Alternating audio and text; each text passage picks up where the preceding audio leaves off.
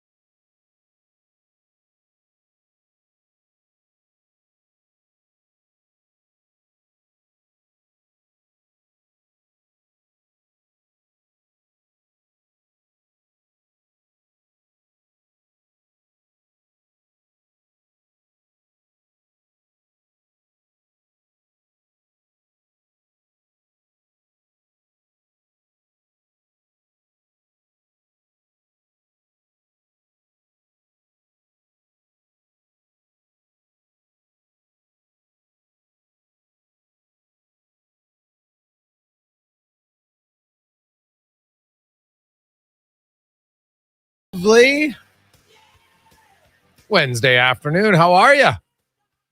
Welcome to the Jason Gregor Show on Sports 1440, live on Oilers Nation YouTube, as always presented by our title sponsor, PlayAlberta.ca.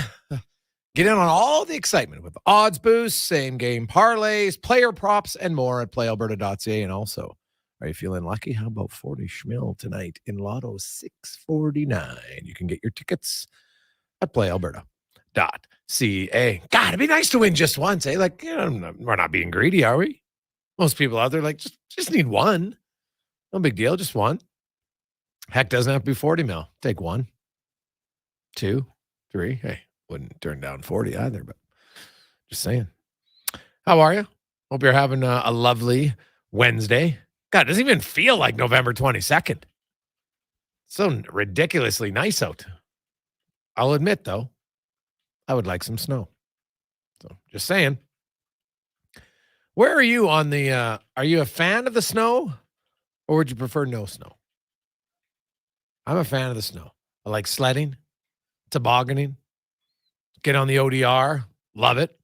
So I don't even mind shoveling, funny enough. It's not a real big thing that I hate doing. It's kind of fine. Get up early, get it done. It's like a competition for me, really. I always like to be the first in the neighborhood who has the, when there's snow overnight, I just like, to get out. Boom, look, it's done. Feel like I got something accomplished. Now, I don't like it when it's maybe 8 inches of, but a little bit here and there. It's good. It's blood flowing.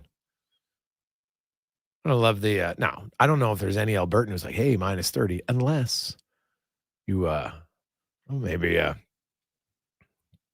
curve paint and collision, because any collision at minus 30, there's usually a little bit, like normally a fender bender, nothing, minus 30, everything cracks.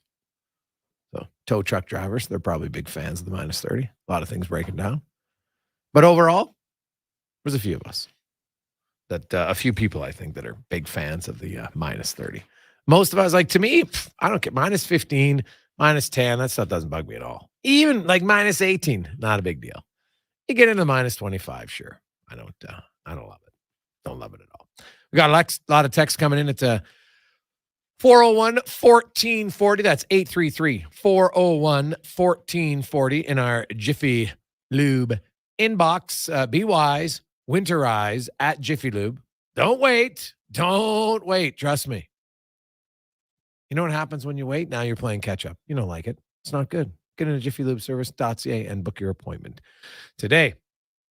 Of course, the text line's always open. The chat at Oilers Nation. Hey, guys, my guess for Who Is It Wednesday is going to be Jay Downton. Nope. It is not. This one will be difficult. I was trying, this is a very good guest. I think you're going to be very excited about our guest today, but I'm having a hard time. I think if I give a hint or two, it gives it away. It's too easy. So maybe I'll wait till the final session, because I'm guessing many of you, when I give the hint, are going to get it right away. So we'll see how it plays out. But I'm excited for our Who Is It Wednesday guest at 3:00. All I'm going to say, it's a very timely guest. A very timely guest. So there you go. Edmonton Oilers. Whew, speaking of timely, wouldn't tonight be a good time for their first unit power play to wake up? That would be nice for them. Heck, their defensive play to wake up, limiting chances off the rush, limiting slot shots. There's a lot of things that need to wake up. The one thing that's actually okay lately is their 5-on-5 scoring. They got the 5th most goals in 5-on-5 the last 5 games. It's something. I know. Hey, you're scraping the bottom of the barrel. I get it. But it is something. Something. So there you go. Hey, boys. Love the snow. Need a good cold snap to freeze the lakes. Then lots of snow. Nothing beats ice fishing and AM sports radio. End of March, can all melt away from Billy. Billy, I like that. Like that a lot. AM sports radio, ice fishing. It's a good mix. You're sitting in your shack, where you go, right? I wonder, what makes you curse more? Listening to the show and being reminded of the struggles of the Oilers, or the fact that you haven't caught a fish? I'm curious. I don't have the patience for fishing. I'll be honest. I'm not a very big pay. I don't mind sitting on the boat. Now, I have been ice fishing once, and I will say, in the proper, I don't even know the proper term, ice house, ice shack, whatever you want to call it. And man, it was warm in there. I dressed, I'm like, oh, we're going ice fishing. Here I am. I got the thermals on. I'm in there for 20 minutes. I'm like, oh my God, I gotta take some layers off. It was super comfortable. It was quite nice.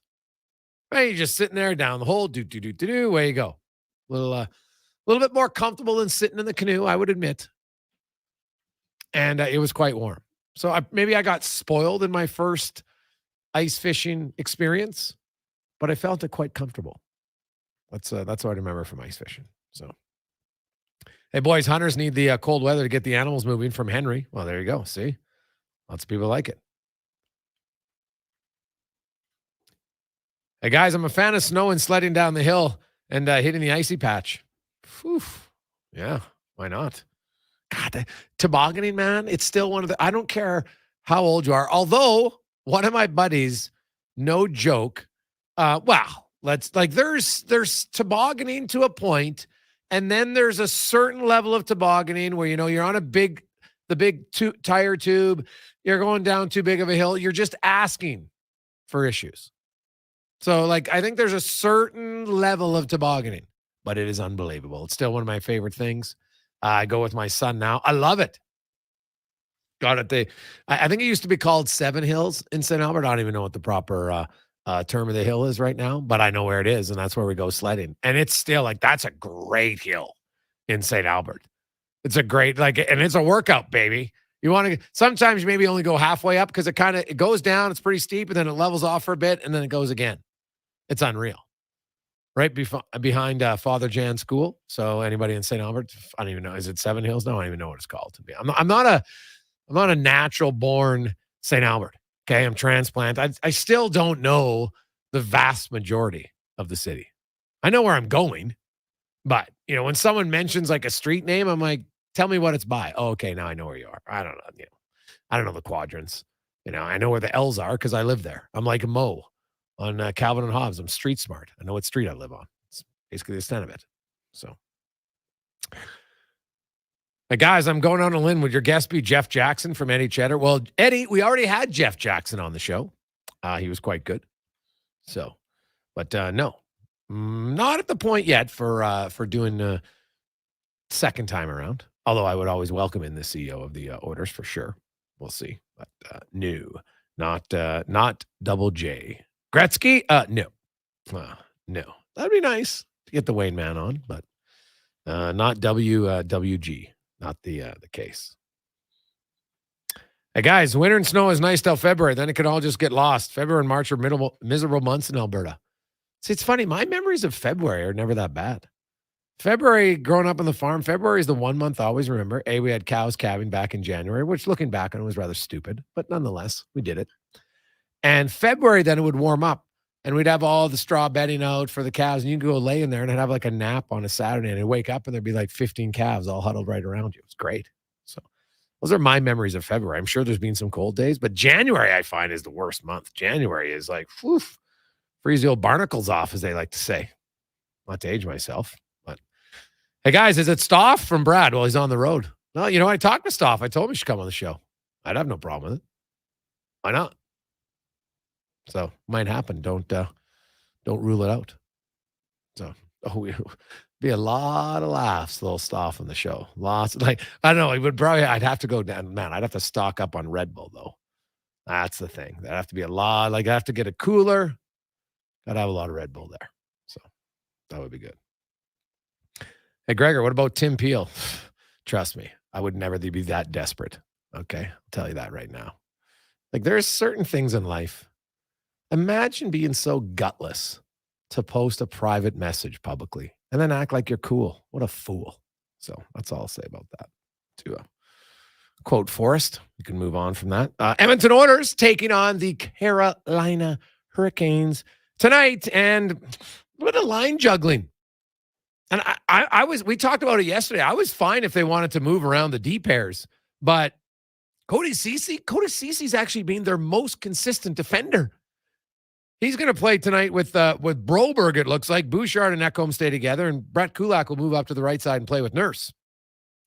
Now, part of me thinks, hey, they want to move Broberg to the left side. It makes sense. Right? Like, let's give the kid an opportunity to play on his natural side. No problem with it. Right? Are they going to go with 7 defensemen? I guess. But if you're going with 7, like, I need to see the minutes of Cody Ceci before I'm going to get too upset about this. But it is perplexing to me. He's been their most consistent defender this year, and it's not really close. Right? 2 years ago, he was excellent. Last year, played through an injury. Tough year. But he's been very solid this season. If you were going to move someone out of the top 4, I wouldn't have guessed Ceci over Bouchard. Not at all. And I know, well, you can't play Bouchard with Broberg. Why? They played last year. If they're your third pairing, why can't you play them together 5-on-5? What's the big problem? I don't see it being that devastating of a pairing. Well, maybe they would start doing it at home, and maybe they wait until that 5-day stretch of practices. Maybe that's when the change. But I'm curious. I need to see. I don't want to freak out because, trust me, I was thinking about it. But I'm going to serenity now and wait and see what the TOI is tonight for the defenseman. That's what I'll be looking at. Oilers come in 5-11-1. Hurricanes are 10-7-1. The goals against, Oilers at 3.9. Carolina's at 3.2. And keep in mind, Carolina allowed 33 goals in their first 7 games and have now really clamped down, only allowing 21 in their last 10. So this will be a tough test. They got the special teams in Carolina's favor. Their power plays at 24.6%. Oilers are only at 21.7%. Penalty kill, Carolina at 79.3%. Oilers down at 72.7%. Again, not ideal. And it'll be Skinner versus Ranta in goal.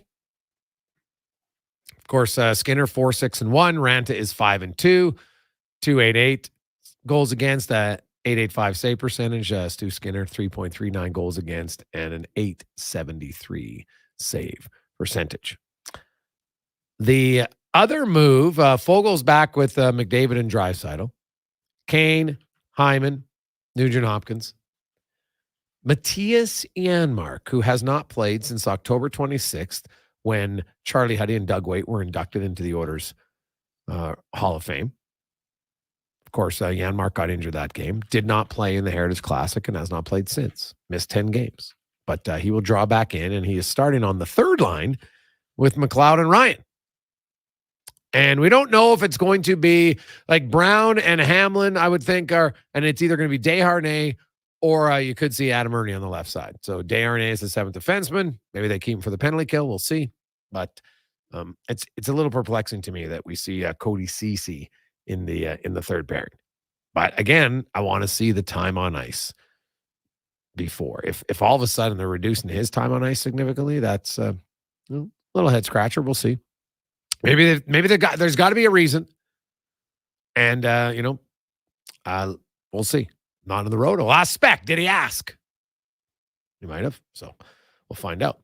Other news, a busy night in the National Hockey League. If you feel like you were just itching because there was no games last night, well, don't worry. You will have your fair share of games tonight. Lots starting right at the early games, Chicago and Columbus.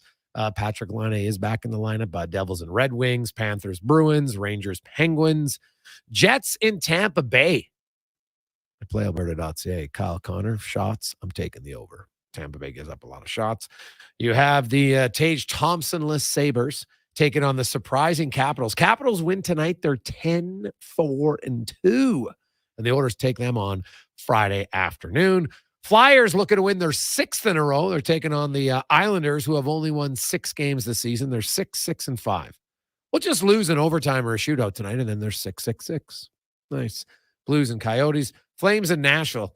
Calgary wins this game in regulation. They actually have a chance to be in the wild card spot at the end of the night. Pretty good game in Dallas. You have the 13-win Golden Knights against the 12-win Dallas Stars. Canadians on the West Coast in Anaheim to take on the Quackers. We'll talk about Montreal a little bit later today in the show with Tony Marinaro. And you have the Sharks and Seattle, and quite the battle of defensemen tonight in Colorado. Quinn Hughes for Vancouver and Cale Makar for the Avs. And as good of a start as Quinn Hughes is off to, make no debate, he's off to a great start. But Cale Makar, do not count out old C-Mac on the back end. He has 27 points. He actually has a higher point per game than Hughes. Hughes has played 2 more games. He has 30 points, 1.58 points per game. Makar has 27 points in 17 games, 1.59. So very close. Very close. But that'll be quite the game to watch. If you like fluid, good moving puck defenseman or good puck moving defenseman who can wheel, that is the game to watch after the Oilers Carolina game. Hey guys, I actually like these pairings more. Broberg gets steady and on his natural side. Kulak and Nurse smooth skating. I think there must be a trade coming soon. What do you think about Xavier Bourgault for Montembeault? Why do the Oilers need an unproven goalie? Right? That to me, that doesn't make sense. Right? Like, why are they going after Montembeault? Like, unless they think, okay, we really believe that this guy is going to become a legit NHL goaltender. Right? Or, they're like, he just needs to play more. Right? He's been up and down in the NHL since 2018-19, played 11 games, 14 games, then 38 and 40 the last 2 years in Montreal. 891 save percentage 2 years ago, 901 last year. He is at 908, decent in 8 games this season. But it's okay. Maybe he's 27 years of age. So maybe, and he just turned 27, by the way, in October. So maybe he's a late developing guy. Maybe. But I'd be more, if I'm giving up on Xavier Bourgault, and giving up is probably the wrong word, but if I'm trading Xavier Bourgault, I want to do it for a little bit more established goalie. You heard Kevin Woodley on Monday talk about the importance of having a veteran partner for Stuart Skinner. There's just so much that the goalie can learn from a veteran partner, right? It doesn't, the goalie coach is just, certain things they're not going to be able to help you with that a veteran will be able to.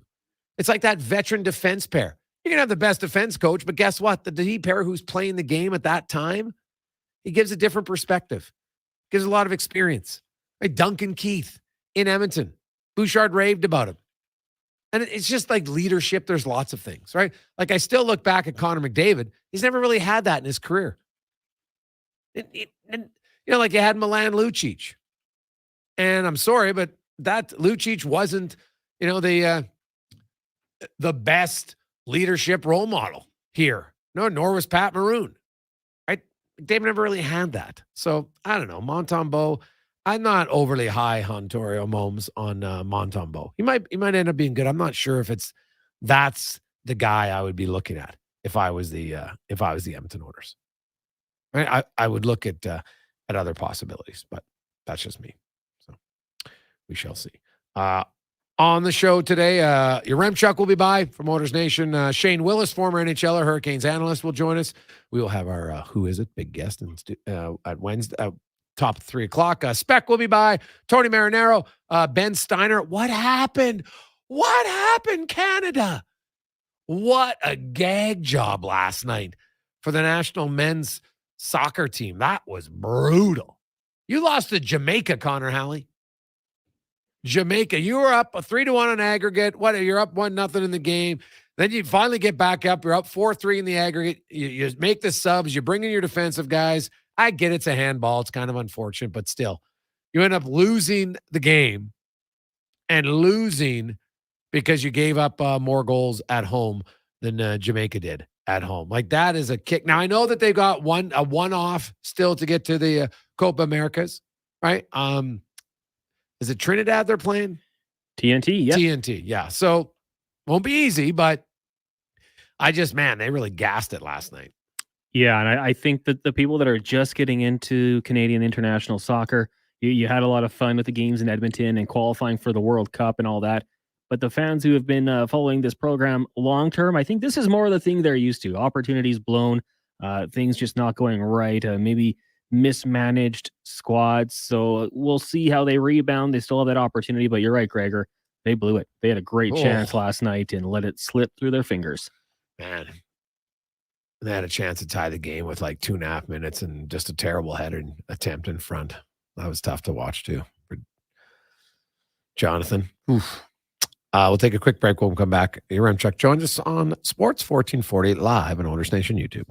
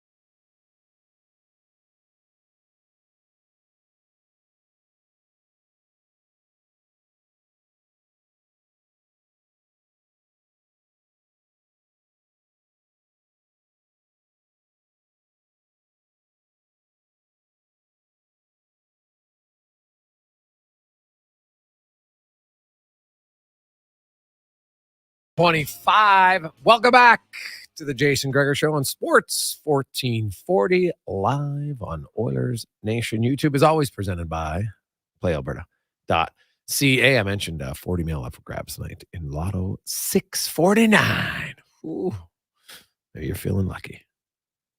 What numbers would you use? Do you have the same numbers? Do you use them all the time? Just go random? They say, technically, if you play your same numbers, eventually they will come up. Not sure it'll be in your lifetime, but eventually the odds are they will come up. That's what they say. I'm not committed enough. I couldn't do it. I've always changed. Let's get to the oil report, brought to you by VolvoCarsEdmonton.com. And they have a great sale going on until the end of the month. Their Black Friday sale where you can get $7,500. That's right, 7,500 off any 2023 vehicle. Yes, 60 sleek ride. I love it. Or the XC90, XC60 if you're into the SUV, need a little more storage space, like to ride a little bit higher.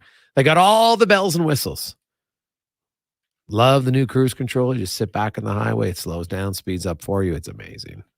Love it. Check it out at Volvo Cars Edmonton.com as Tyler Yaremchuk from OilersNation.com joins us. Are you in Philadelphia, Ty? City, Greg. I'm in New York City right now. I leave to Philly in the morning, so I've been cruising around New York today. New York City. What are you doing in New York City? I've never been, so nice little vacation with the girlfriend. We went and saw Book of Mormon last night, which is like a musical play from the creators of South Park. It was hilarious. We're going to go see Hamilton tonight and really just cruising around, exploring a little bit. Wow, geez, look at you, all artsy, eh? Who knew? Yeah. Who knew? All cultured. I like it. Have you ridden the subway yet? Yeah, we came in on the subway from the airport. It is certainly an experience, and then tomorrow we're taking the train to Philadelphia to see Frank. So I'm sure that will also be another experience. So you're there for Thanksgiving. Is this like how is the Sarah Valley Thanksgiving? Is Frank the tank and like he's serving up turkey? What's he doing? What's going on? Well, if you know Frank, you know he doesn't exactly do a lot of cooking. So he told me he bought a pre-made Thanksgiving pack where you just throw all the stuff in the oven and then it's done. That is so we'll do that. Frank. Oh my goodness. That is classic. Oh, what a legend. Nice. Edmonton Oilers are in Carolina tonight to take on the Hurricanes. This is when you're on the skids, this is like one of the worst matchups ever. The Oilers don't have a lot of success in Carolina. They don't have a lot of success overall against the Hurricanes. Only 5 wins in their last 14 games against the Canes. But I guess, hey, you never know. We'll see what happens. Skinner's back between the pipes. No surprise. The big surprise, of course, was they juggled up the D pairs, which to me isn't a major shock, but that Cody Ceci, who's been your most consistent defenseman, at least in practice, was now in your third pair. I'll wait to freak out when I see what the time on ice is for the players. But like, what's your initial reaction to Cody Ceci moving down the lineup and Brett Kulak going up? Well, the Kulak thing really surprises me because we've never really seen Kulak and Nurse play like any time at all, never mind an extended period. Like I think over the last 2 years, Nurse has played something like 1,800 5-on-5 minutes and only 90 of them, I think, are with Brett Kulak. So I'm interested to see. That's a pairing that should skate pretty well. And Cody Ceci, you mentioned being one of your more consistent defensemen. Maybe it's just the idea that they want 3 more trustworthy pairings. Like, is it just spreading the love out a bit? Give a guy like Philip Broberg, if he's the one that draws in on the left side, maybe you give Broberg a bit more support and feel like you can play him a bit. So maybe it's spreading the love. I'm with you, though. I'm not going to freak out until we see the results and end up seeing what the time on ice is. But moving Ceci down, at least on the surface, appears it wouldn't be the move I would make. Let's put it that way. Yeah, no, that's fair. Like, hey, if they put Broberg and Bouchard together, and you put and you want to switch Ceci and put him with Ekholm, I could kind of see that. But we'll see. Hey, some changes work, and when you don't expect them to. Matthias Janmark draws back in the lineup tonight. He'll play with Ryan and McLeod. The McLeod Fogel coach wanted to play them together. Well, that didn't last very long. Draisaitl and McDavid together. Like, I guess it's because Hyman and Kane have played well, so you can do it, but I'm not sure I love it long term. I'm with you too. Like I always say, if you're in a best of 7 series and you're down 3-1 and you're like, we need a spark and we need to win this next game, then sure, put McDavid and Draisaitl together. But if you're looking at it from the perspective the Oilers are, which is you need to win like 60 to 70% of your hockey games for a significant stretch of time here to get back into this, I don't know if I like it. I think you need them split up. I think you need them elevating those other top six pieces around them and playing them together. It's so all in. And I look at, you're right, Hyman and Kane are playing fine. Nugent Hopkins, isn't having a superstar season by any stretch or an amazing season by any stretch. But I just still think McDavid and Draisaitl separated over a 10 to 20 game stretch. That allows the pieces around them to be elevated, and that gives you the best chance of going 15-5 at some point, which is what you're going to need. Tyler Yaremchuk joined us. So how long can the Oilers wait? And do you have a goalie? Let's just assume that the asking price is similar. Is there a goalie that you would go after if you were Ken Holland and Jeff Jackson? The easy one, and I know Frank wrote about it today over at Daily Faceoff, the easy option might be James Reimer if you can convince him to waive his no-trade clause, just because the Red Wings have Ville Husso and Alex Lyon on their NHL roster. They're probably fine with running Husso and Lyon. Reimer, older, pending UFA, $1.5 million against the cap. It shouldn't be that high in terms of the acquisition cost. So if you're looking for a Band-Aid solution, I think James Reimer is probably the guy. When you compare him to like a Jake Allen, he's $2 million cheaper. Way easier to acquire and to fit in.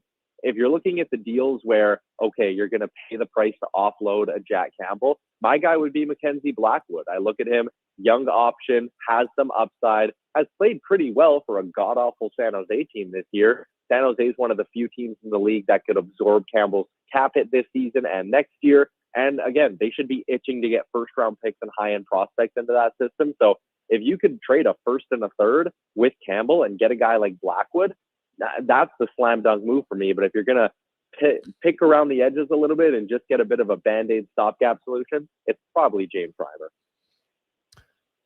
Well, the thing about Reimer or even Allen, and after listening to Kevin Woodley, and it's so many players have talked about having a veteran goalie. Like, that's why I'm not really in on Montembeault. Blackwood would make more sense to me because he's more established. And I think the high end upside for him is much higher than Montembeault, at least in my opinion right now. So, but I could understand the Reimer situation. I'm just not sure Detroit's ready to get rid of him just yet. I think that's a team that wants to make the playoffs or at least stay in the hunt. Yeah, and that's fair. And maybe it's one of those things where he's not even available for another month. And the other thing too here is, like, if you're going to go after, again, a Blackwood or someone who's worth a little more, Frank's been floating out the name Karel Vejmelka, which I think would be unreal if you could find a way to get your hands on him and offload Jack Campbell in the process. But like, if you're Ken Holland right now, how comfortable are you giving up your first round pick? Like, you probably have to top 10 protect it if we're being honest with ourselves. Yeah, interesting. God, could you imagine? Trade away your first and then you completely gas it and end up giving up away a top 10. Yeah, that would not be ideal. I would assume it would be a top 10 protected. I've seen, who was the team that traded their first? Yeah, last year I think it was, and they were in like 8th at the deadline, and there's like top 10 protected. I'm like, I chuckled only because they're just protecting themselves. We all knew it wasn't going to happen. I can't remember who that was. I got to look, but it was Florida and Montreal when they did the Ben Sherrod deal or something like that. I want to say Florida was on the verge of missing the playoffs for a little bit. The other one that was popular was, remember, Ottawa only got, I think it's Stützle, because the Sharks tanked for a year after getting Carlson, right? Yeah, well, they got another top pick because of it was because of the Matt Duchene trade. The Colorado got it, right? Colorado got it because they tanked, and then in the Duchene deal, and that's how Colorado, and they didn't get Makar out of it, but they got the guy out of the Vancouver Giants, the other young defenseman that I like. So Byram, yeah, so they got him at 4. So yeah, that wasn't bad at all. The Hurricanes, I know, like, the Hurricanes are a very good team, Ty. But to me, when I watch the Hurricanes, I'm like, if I was a fan, I'd be annoyed because I'm like, we're the exact same team as we've been for the last 5 years. We're good in the regular season. We've got good defense. We don't give up a lot. We have depth scoring top to bottom, but we don't have a game breaker. And come playoff time, we lose because we don't have a game breaker. Yeah, I feel like we can script out the rest of the Hurricane season pretty well here because it's exactly what's happened the last number of years. Like, all right, they're going to make the playoffs. They're going to look great in the regular season. We're going to have conversations about how, they'll rely on their team play and they'll just grind you. Rod Brindamore's good coaching. That'll beat every team in the East. And then they'll run into New York, who's got Panarin looking like a Hart Trophy contender, or a healthy Jack Hughes in New Jersey. And then they'll just be totally hooped because they don't have the star power and they don't have game breakers. And in a best-of-7 series, sometimes or almost all the time, you need a superstar who can steal a game or two for you or have a big moment or two for you in the clutch. And you're right, the Canes just don't have that. I think they are stuck as just a really good regular season team. And until they either get insanely lucky with like a late first round pick that turns into a Kucherov, or they back up the Brinks truck for someone in terms of assets in a trade or free agency, they're just always going to be a good regular season team. Yeah, totally true. Tyler Yaremchuk from Oilers Nation joins us. The Oilers have 5 games before they have a 5-day break. It's not a bye week. It's just a schedule. It's almost like they have 2 bye weeks this year, lots of teams. And that's when the Oilers come. They're in Winnipeg next Thursday. Then they have the 1st till the 5th off. They play Carolina actually on the 6th of November. To me, they got to tread water, at least be 2-1 in those 5 games. Prior to that, ideally 3-2 or better. But in those 4 or 5 games, that's when we're going to find out really what Knobloch and Coffey do to this team, because you got 4 straight days of practice. They will be able to implement everything they want, and then we'll really see what we have here. Because right now, I think it's patchwork here or there. They haven't really drilled down into anything. I haven't noticed any glaring, noticeable changes in anything. And I think, honestly, Ty, I'm going to say those 5 days, that will decide the Oilers season. What was the word used to describe December 15th? Like, that's your breaking point for this team. Like, we'll know whether or not they're turning it around by the 15th. And I think that's honestly fair. Survive this next little stretch here. If you can go 3-2 or whatever, good. And then in that stretch coming out of your long break, you need to have the pedal to the floor. You probably need to start going on a 4-1, 5-0, 3-1-1 stretch at that point. Oh, God, yeah. Well, they got 6 games in a row coming out of that 5-day break, all at home, every second day, no travel, a few teams on the second half of back-to-back. If you can't take advantage of it then, I'm not sure you ever can. Yeah, I think you're bang on with that. Like, especially coming out of it and being on home ice, a lot of times after those long breaks, you'll hit the road or whatever. You can't use rest as a thing because it's not back-to-back. You can't sit there and be like, oh, well, we're thrown off because there's too many days in between games. I saw some fans were like, hey, I wonder if their early season struggles is because they didn't play enough. And it's like, oh, my God, is that really the excuse we're going to use here? But you're right. Every second day on home ice after a long break, you absolutely have to turn it around at that point. Or I think, I don't know, it's draft lottery watch for us again in the Edmonton media and Edmonton fan base. You're in New York. The Rangers are on fire. The Islanders are a tire fire at 6-5. How the 80s dynasties have fallen. But what do you make of the Islanders and their head coach or their general manager? I saw the article the other day saying there's no reason for them to give Lou Lamoriello an opportunity to fire a coach and hire someone else. If they're going to make a change, it should be the GM. What's the feeling in New York about the Islanders and Rangers? You see a lot more Rangers stuff posted up and around. Granted, that's because I'm in New York City. But with the Islanders, I think you're bang on with Lou. I mean, we talked about the Hurricanes knowing exactly what they are. We've known exactly what the Islanders have been for the last 5-6 years. And granted, they did go out and take their swings and go get a Bo Horvat, but really not enough ceiling there. Like, they traded for him when his value was at his absolute highest. They have been, for the longest time now, a team that defends well, plays a decent system, but not enough game breakers up front. And I feel like if you're sitting there running the Islanders and you look at Lou Lamoriello's tenure, you go, man, you are locked in. Like, go look, they barely have any pending UFAs. Like, all these guys are locked in again for the next 2 or 3 years. And it's like, how can you even begin to make changes unless you're just going to start having a bunch of gnarly buyouts on the books? So I think the Islanders, if you were to rank teams in terms of how far away they are from being a true cup contender, like, I would have the Islanders incredibly far down the list because I don't think they get back there until they tear it all down. And that will take a number of years. It's fair. Ty, enjoy the play tonight and the game and Frank's giving. And we will talk to you next week. Thanksgiving. That is good. Thanks, Greg. That's Tyler Yaremchuk from Oilers Nation. Look at him getting all artsy. Well, hey, if you go to New York, you got to go see a play for sure. It's, some of the greatest in the world are there. And why not? fantastic stuff. I think, obviously, if you've never been to New York, it's one of those cities that I recommend you go to. Like, there is so much to do. And if you like food, oh my goodness, they got any type of food you want, and man, it is good. Oof. And it depends. Like, you go to a certain area, you go to Soho, you're going to get unbelievable Italian. So kind of depends on what you want. 240 on the Wednesday edition of the Jason Gregor Show on Sports 1440, presented by PlayAlberta.ca. When we return, Shane Willis, former NHLer and now analyst for the Hurricanes, will join us and talk about the consistency that is the Canes, but a consistency that hasn't got them over the hump. Will this be the year they take a swing? We'll find out next. Order the juice, get the point. Oil. Introducing the Booster Rewards app, the reward program to give you a boost. Order on the app and enjoy 1 berry point for every $1 you spend. Redeem it for tasty Booster Juice treats like your favorite smoothie, a Booster Ball, grilled fresh wraps and paninis, and cool Booster Juice merch. And with the Booster Rewards app, the more you order, the more you enjoy. Download the Booster Rewards app today. Order, earn, enjoy.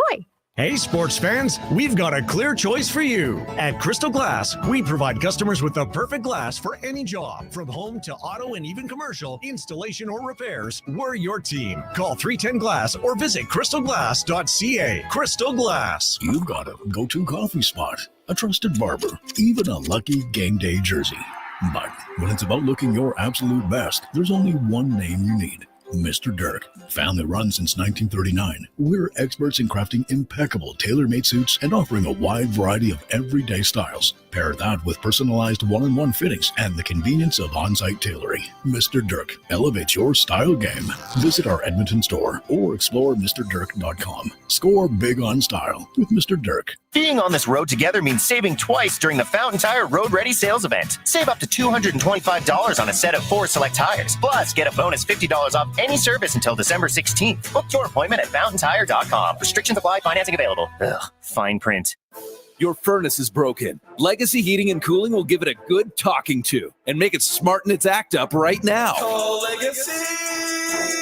Call Legacy. If your furnace is disobedient and refuses to heat. Call Legacy. Call Legacy. If you just want some peace of mind this winter. Call Legacy. Call Legacy. Plus, Legacy never charges overtime rates. Always call Legacy Heating and Cooling. When basketball legend Shaquille O'Neal joined the team at Papa John's, he brought some big ideas. But his biggest idea is the Shaq-a-Roni pizza. It's a massive pizza designed to feed big appetites and make a big impact. It comes with 8 foldable Shaq-sized slices, loaded with extra cheese and extra pepperonis. But what makes it really big is that for every Shaq-a-Roni sold through December 31st, 2023, Papa John's donates $1 to Second Harvest to provide 3 healthy meals to people and agencies in need. The Shaq-a-Roni is bigger than pizza. Get yours today for only $21.99, only at Papa John's. How do we do it? Well, at Leading Edge Physiotherapy, we invest. Our money and time goes right back into technology and training, and it's all designed to get you back into shape. We invest in people, the people who really care, and they understand how your body works. Then they combine their experience, training, and skills to work with you to help you solve your issues, be it pain in the back, neck, arm, shoulder, heel, literally head to toe. Leading Edge Physiotherapy, always taking new patients because we keep fixing the old ones. Life shouldn't hurt. Find us at leadingedgephysio.com. At Toyota, we believe you deserve a truck like the Tundra. It's a truck that's capable, reliable, and ready for adventure, just like you. A truck that's tough on the outside, yet warm and comforting on the inside. What? You know you secretly enjoy a nice warm bubble bath? Don't we all? It's time to Toyota. Lease a 2024 Tundra 4x4 double cab SR5 from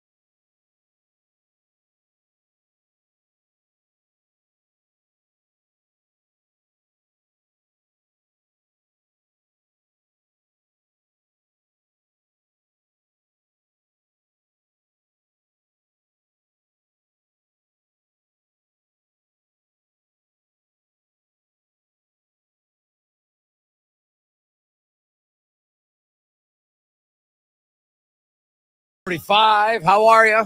Jason Gregor, Connor Halley with you on Sports 1440, live on Oilers Nation YouTube. Oilers in Raleigh tonight, North Carolina, to take on the Hurricanes, who have been pretty dominant over the Oilers in the McDavid era.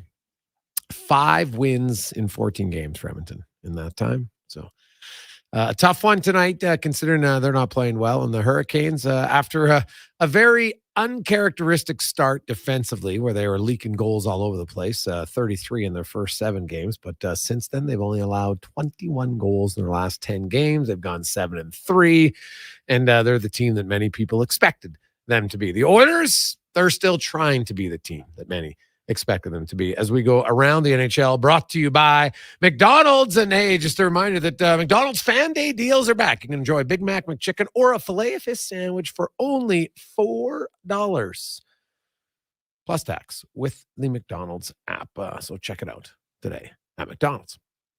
We are joined now by former NHLer and analyst for the Hurricanes, Shane Willis, joins us once again. And Shane, it's interesting, the Hurricanes, the first 7 games, people must be like, what is going on? Because it was very uncharacteristic for this team. They've been one of the best defensive teams for years. And, early, I don't know, goaltending played a part in it, but, some bad luck. But it was kind of strange watching it. How was it being close, thinking, what is going on? Because you probably hadn't seen that in 5 years.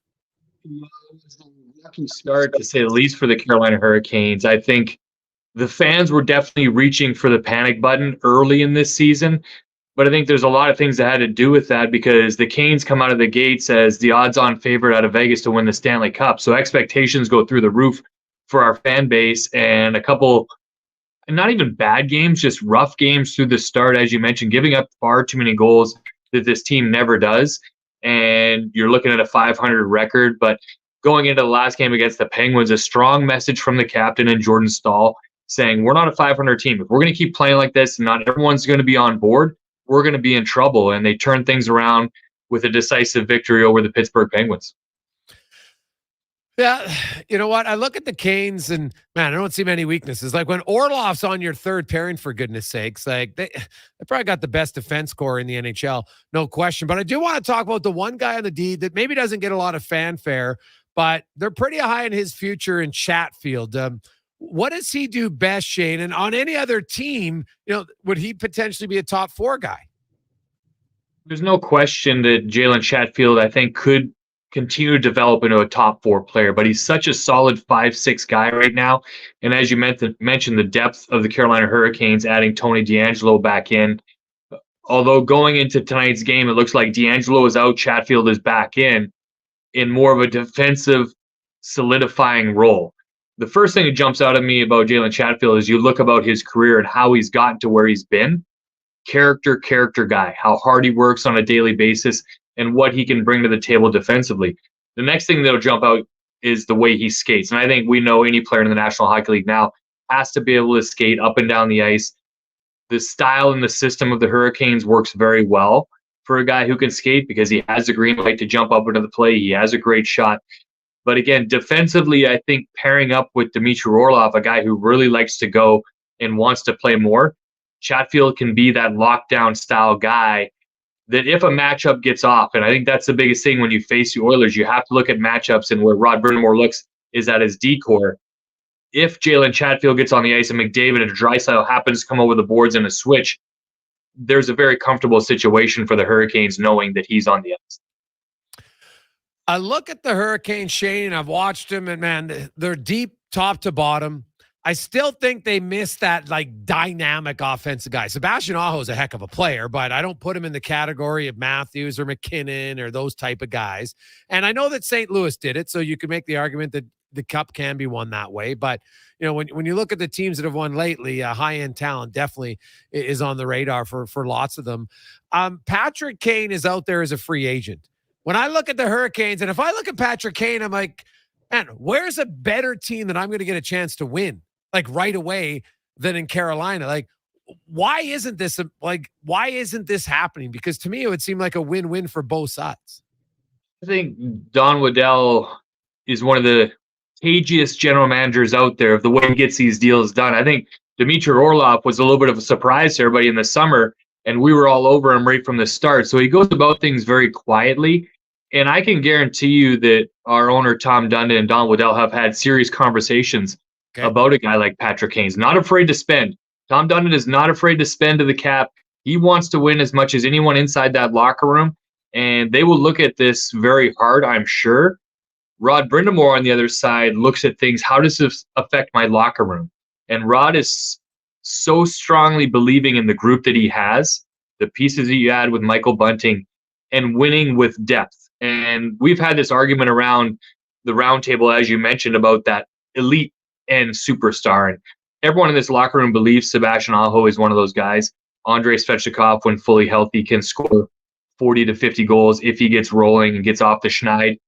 Playing the Edmonton Oilers, he did 2 hat tricks last year, so hopefully he gets his first of the year tonight. But to me, the biggest caveat for the Hurricanes to not get over the hump, as you mentioned, is that they face the injury bug at the exact wrong time that you want to each and every year, late in the season, going into the playoffs. And to me, that's the biggest caveat. The Vegas Golden Knights winning last year didn't have a guy go out. Yeah. And winning a Stanley Cup, that's going to be a huge factor. And the Hurricanes have lost key pieces in the playoffs these past couple of years. And a lot of those key pieces, unfortunately, have to be in goal. Right. And Freddie Anderson's banged up again as Shane Willis joins us, analyst for the Hurricanes.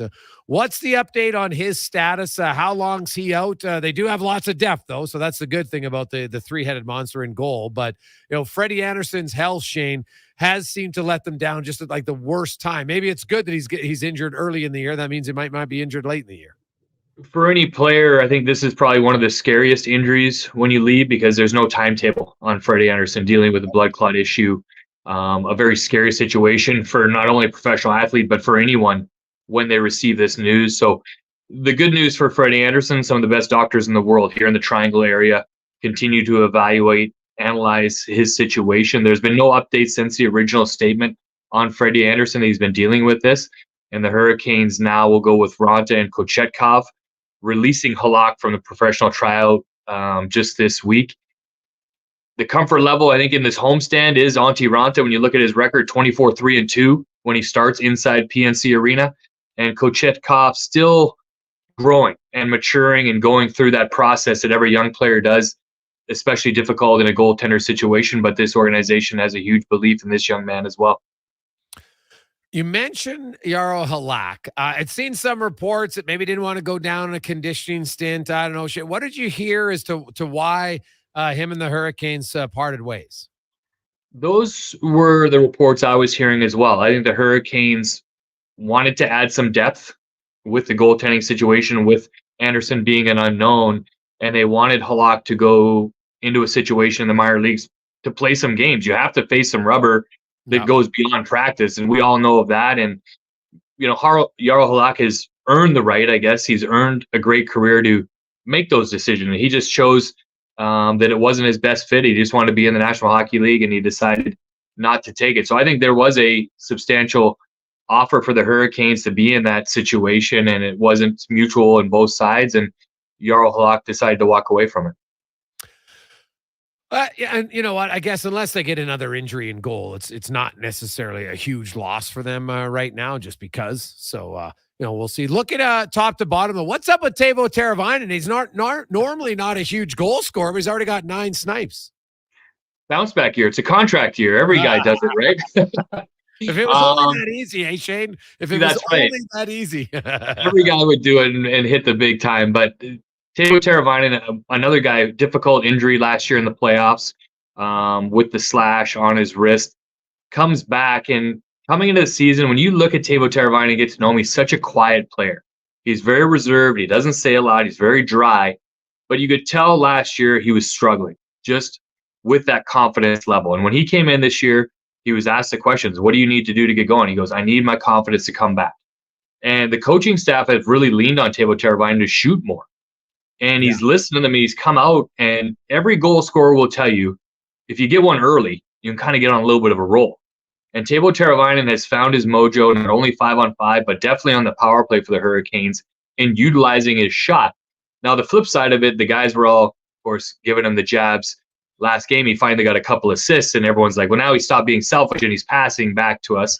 But I think excited again to be back on his line with Sebastian Aho and Seth Jarvis, another young player who continues to grow. And it's all about confidence. And I think any former player will tell you when you're feeling it, the net looks huge. It looks like a soccer net. And Teuvo Teravainen is right there at this moment. Shane, always good to catch up with you. Enjoy the game tonight. Oilers are definitely in tough. And I'll tell you right now, the Hurricanes, barring a shock, are likely to get a lot of good quality chances based on how the Oilers have played so far this season. Well, Don Waddell and I were talking today, and I said, do you like a team coming in who's really searching, or a team, that's maybe feeling and you're going to play up? The downfall is that do you play down to your competition? But I think when you look at the stat sheet and McDavid and Draisaitl are on the other side, the Canes will elevate their game defensively and look to get out to a lead and just bring that frustration level back to the Oilers, which they've been facing these past couple of weeks. Awesome. Appreciate it, Shane. Have a great day. Thanks, guys. That is Shane Willis. I was around the NHL, brought to you by McDonald's. Coming up after Sports 1440 update, we'll have another Who Is It Wednesday guest. And for Who Is It Wednesday guests, you know what? We always wanted to be, people that, good stories and people that I think the audience are aware of, whether it's, in the sporting community. It doesn't always have to be players, right? We've had managers on, we've had coaches, we've had former athletes, current athletes, trainers, different people involved. And now we have someone who I would say every Oiler fan connects with very well. That's my big hint today. Coming up next, Who Is It? After Connor Halley and Sports 1440 update, brought to you by BIE Engineering, specializing in all your residential, commercial, and industrial structural engineering needs. Go to BIEENG.com. This is a Sports 1440 update. It's game day. The Oilers looking to get back in the win column as they're on the road in Carolina, take on the Hurricanes. That one gets going just after 5 o'clock. It's a busy night in the NHL. You got the Devils and Red Wings, Lightning, Jets, Bruins in Florida taking on the Panthers. The Penguins will host the Rangers, Sabres in Washington. Blue Jackets host the Blackhawks. Flyers take on the Islanders. Preds up against the Flames. Blues in the desert taking on the Coyotes. Stars will host the Golden Knights. Canucks in Colorado. Ducks hosting the Canadiens. And the Sharks taking on the Kraken. In the association, the Raptors in action, looking to bounce back after yesterday's loss, taking on the Pacers. That one gets going at 5:30. Also have the Warriors in Phoenix taking on the Suns. Trailblazers host the Jazz. Mavericks up against the Lakers. Heat in Cleveland. Hawks host the Nets. And the Wizards taking on the Hornets in town here. The Edmonton Oil Kings are in action. They'll host the Brandon Wheat Kings down at Rogers Place. Puck drop at 7 o'clock. Also in the dub, Lethbridge and Kamloops and Medicine Hat hosting Regina. In the AJ, just 2 games on the schedule. Blackfalds in Bonnyville and Grand Prairie hosting Whitecourt. Coming up in hour 2 of the Jason Gregor Show, it's another edition of Who Is It Wednesday. I'm Connor Halley. This has been a Sports 1440 update. This is Sports 1440, a Stingray radio station broadcasting on Treaty 6 territory. Download the free iHeartRadio app and listen to CKJR wherever you go. I got into reffing for the excitement. He's going for the chair. Turns out wrestling is completely scripted. But you know what's exciting and unscripted? PlayAlberta.ca. With an all-new sportsbook, odds boosts, and betting on any game. PlayAlberta.ca. Go all in on excitement. Sign up today with promo code SPORTS50 and get a $50 free bet. Official gaming partner of the Edmonton Oilers. Remember, if you gamble, use your game sense. What's better than getting a delicious McMuffin and a medium premium roast coffee? Getting a delicious McMuffin and a medium premium roast coffee for only $4 plus tax. It's your favorite McDonald's breakfast for less. What's better than that? For a limited time at participating McDonald's in Canada, prices exclude delivery. Get your vehicle ready for winter with Jiffy Lube. Drive-in, drive-out service with 25 extra air miles with your Shell Go Plus app. Be wise, winterize. Jiffy Lube, keeping you moving. Christensen Communities, the name in active adult living. Enjoy retirement living without compromise. At Christensen, we understand that each lifestyle is unique. We are committed to providing choice through optional dining, personal services, recreation programs, and care plans to suit your current and future needs. Enjoy maintenance-free living and build new friendships in a safe, independent community. Large suites with full kitchens and in-suite laundry, on-site amenities, and so much more. Find out more today about our communities across the province at cdlhomes.com. At Wolf GMC Buick, all Denali's are on sale. Terrain, Acadia, Sierra, Yukon, all Denali's are on sale. Get special 0% financing for 48 months on all remaining Sierra Denali half-tons because all Denali's are on sale. I'm not kidding. Every in-stock 2023 GMC Denali is on sale. All Denali's are on sale. Hurry into Wolf GMC Buick for the best selection. Wolf GMC Buick. We're making it easy because all Denali's are on sale. A full-service provider of heavy haul transportation and rigging at the highest level. Next Gen Transportation. We're developing new and innovative ways to transport oversized and overweight equipment to remote and challenging locations. Our Next Gen team leads with a wealth of experience and expertise. But most importantly, we put safety first so everyone gets home safely. We also take great pride in supporting our local community programs and teams. Good luck to everyone this season and in the year ahead. Visit nextgentransportation.com. First Round is Edmonton's NFL headquarters. Get in the game and watch NFL football this season at First Round, and you'll have a chance to win a trip to your favorite NFL city to watch a game in person next season. And the hits keep on coming with food and drink specials, big screen TVs, and more. Catch the Pro Bowl brunch every Sunday, Monday Night Football, and head in Thursdays for your chance to win an NFL replica helmet. NFL at First Round. Burgers, beer, sports. Downtown West Edmonton Mall and at 1strnd.ca. Weiss Johnson, whoa! Hi, Dennis from Weiss Johnson. Can you believe that summer is over and fall is here? With that in mind, we are offering free furnace upgrades from Daikin, should you be looking to get a new furnace. This means getting a better model of furnace that provides you greater comfort at a lower price. Plus, Daikin has the best warranty in the business. There's never a better time to get a new Daikin furnace from Weiss Johnson. We know how important a good furnace is in Edmonton, so don't procrastinate as this is a limited time offer. Visit wjheats.com today. At Toyota, we build quality vehicles with you in mind.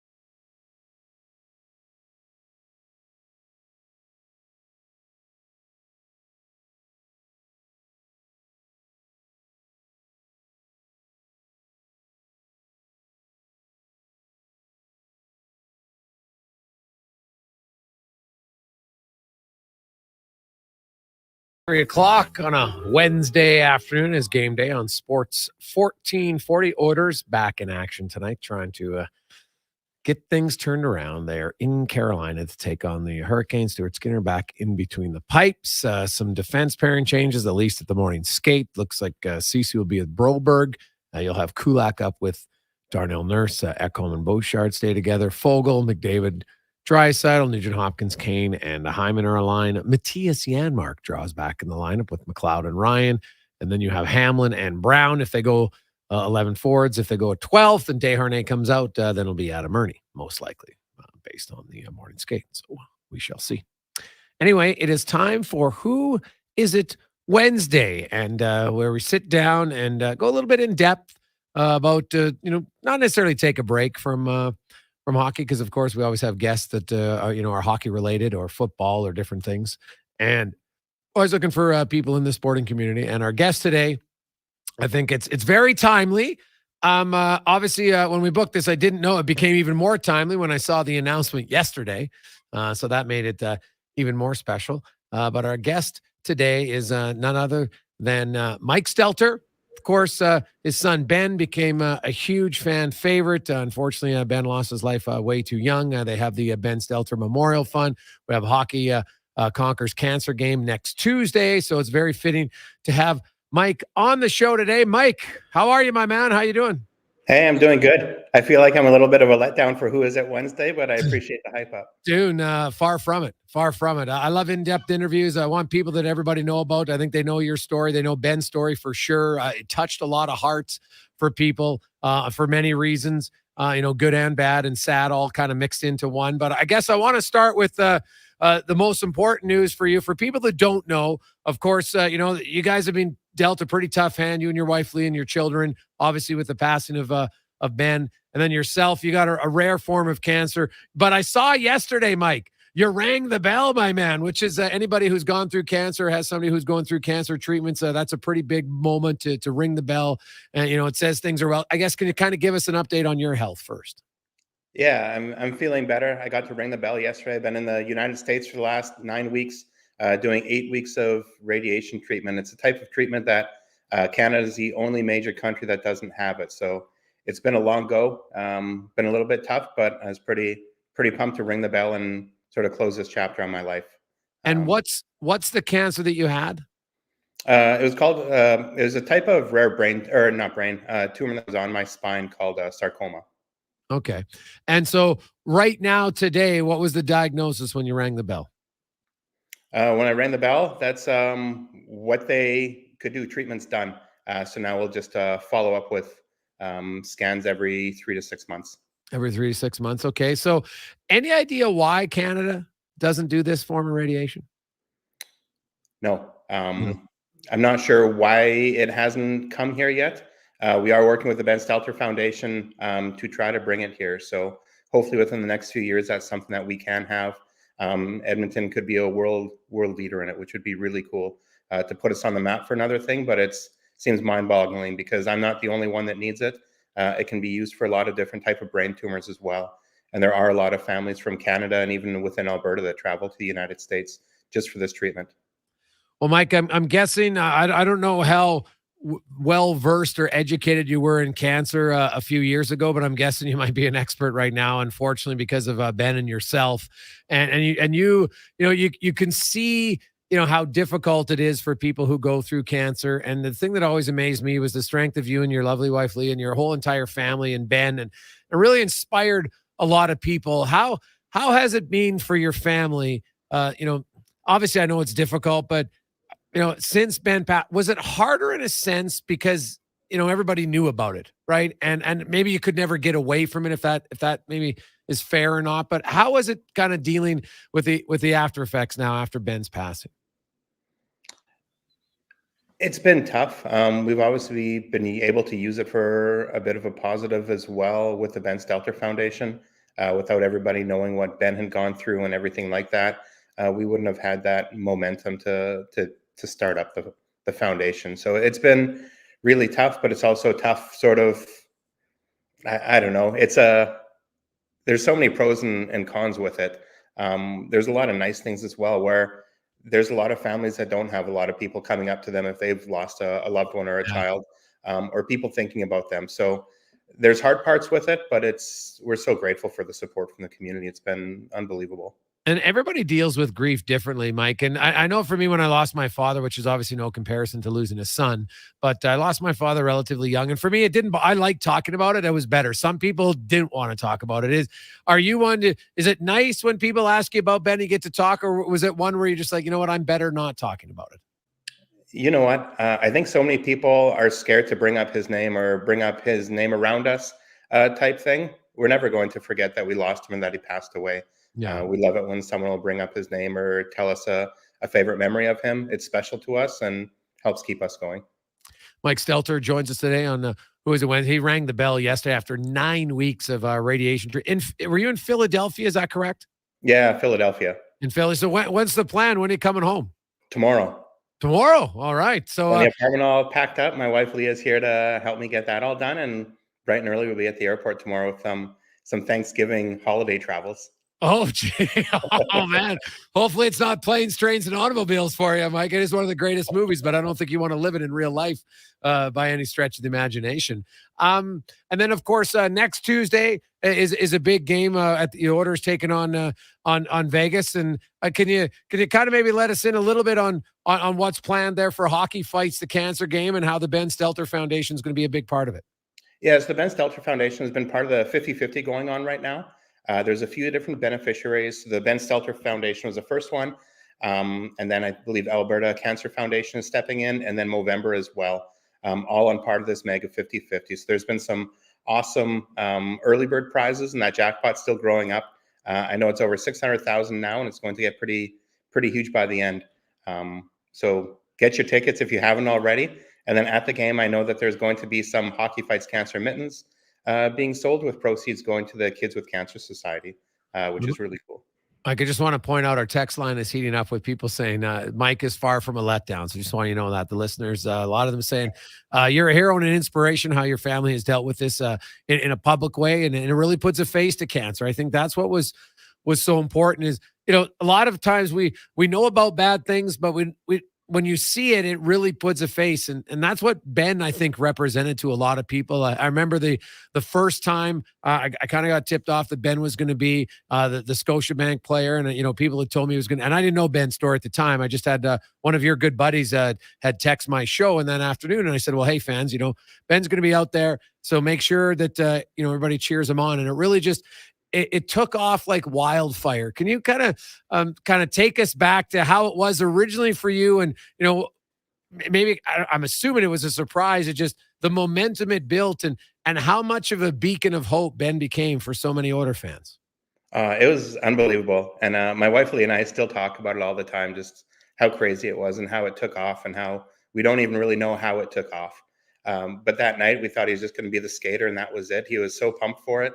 We were pumped for him, and just the standing ovation he got from the crowd was overwhelming to us. And for him, it was just cool. I think he was like, yeah, that's what happens. You're one of the guys who are out on the ice. That's the way it goes. And then one of the big things we remember after is he was in the dressing room and Hyman came up and he's like, hey, buddy, you want to go do a presser with me? And he's like, okay. And he just took off with Hyman. He didn't check in with us or anything. He just grabbed his hand and they walked off together. And just to see him up there was so cool. He just gave his honest answers about the game and who his favorite players were. And our phones were just blowing up like crazy that night. And then it was the next morning we really noticed when we put on some of the sports shows just to see if he could see himself on TV. And it was just on everything, all over Sportsnet or TSN, whichever channel we seemed to have it on. And that next day, my wife and I, we felt like we were hungover. We did not have a thing to drink the night before, but it was just such an overwhelming night, but it was so cool and just such a special night for our family. Well, I think what was so unique about it was very authentic. It was like the fans just all of a sudden they're like, hey, you know what? This little guy, we're going to rally around him. And I think, his giggle is what I remember first being on the podium with Zach. And I think any parent out there relates to seeing young kids. It's such a cute age. I don't, 4, 5, 6, every age is great, but those young ages, just that innocence. And as you mentioned, it just gives you the real answer and, doesn't think twice about it. And kids, they don't necessarily have that. Oh, well, no, this is just normal. Hey, I'm for every kid should be able to go have a press conference. No big deal, Dad. Exactly. And it was pretty cool to see sort of him becoming the beacon of hope because during all that time, he was still doing radiation at the Cross Cancer.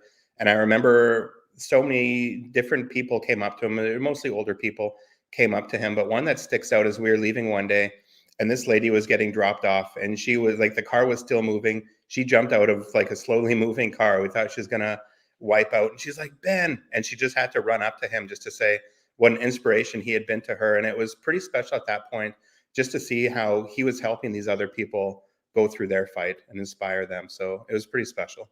And for people watching on YouTube, we got a great little reel here of pictures of Ben. If you want to see it, I recommend getting over to Oilers Nation YouTube to watch it. Mike, we're going to take our first break. We're going to come back. We're going to talk more about what the goal specifically for some of the things that the Ben Stelter Foundation is doing and more on Sports 1440 live on Oilers Nation YouTube. It's the Jason Gregor Show. Our special guest today on Who Is It Wednesday, none other than Mike Stelter.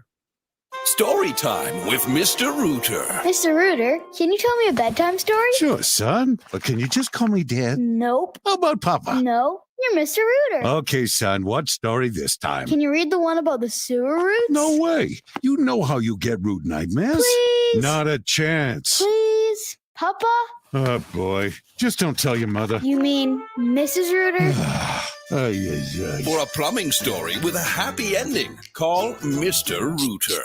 Edmonton's premium live music and party venue is On the Rocks. Check out Bingo Tunes on Monday. Perform on the best stage in town with karaoke on Wednesdays. Learn how to salsa with Salsa Rocks on Thursdays. And every weekend, OTR goes live. With your favorite bands on the OTR stage and DJ Kenny K. For everything that's going on at On the Rocks, give us a follow. Facebook, Instagram, or Twitter. At On the Rocks, EDM. Eat well, party hard. On the Rocks. On the Rocks. On the Rocks. Open every day till 2 a.m.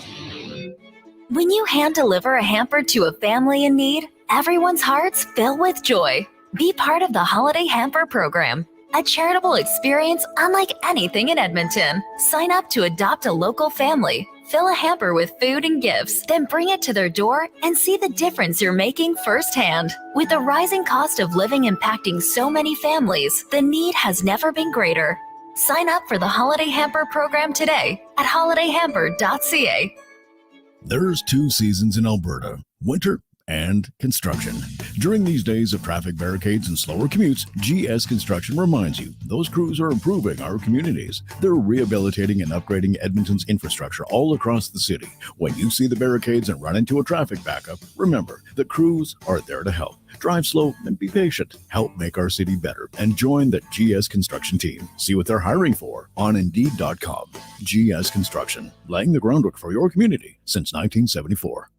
A solid financial plan is made up of more than just investments. Investments are an important part, but you need a more comprehensive approach. Roger Weird at Weird Pearson Akel & Associates Private Wealth Management understands that. He can help build a plan that includes retirement, estate planning, personal insurance, tax strategies, and yes, investments. Talk to him today and see the difference a real financial plan makes. Weird Pearson Akel & Associates. Call 780-988-4119 or visit weirdadvisoryteam.com. Thinking about solar power? Action Electrical wants to eliminate your entire home or business power bill and keep more cash in your pocket. With effective paybacks in 5 to 9 years, give solar a chance with Action and put your lazy roof to work. Alberta is the second highest province for the amount of full sunlight hours, and with system life exceeding 25 years, solar power is like a McDavid draft pick. Still have questions about solar power? Contact the professionals at actionelectrical.net today. That's actionelectrical.net. Enjoy the classic taste of the holidays at Tim's with the new non-alcoholic Bailey's flavored holiday menu. Whether you're hanging holiday lights or driving up to your folks, you can enjoy your Tim's and Bailey's anytime, anywhere at participating restaurants in Canada.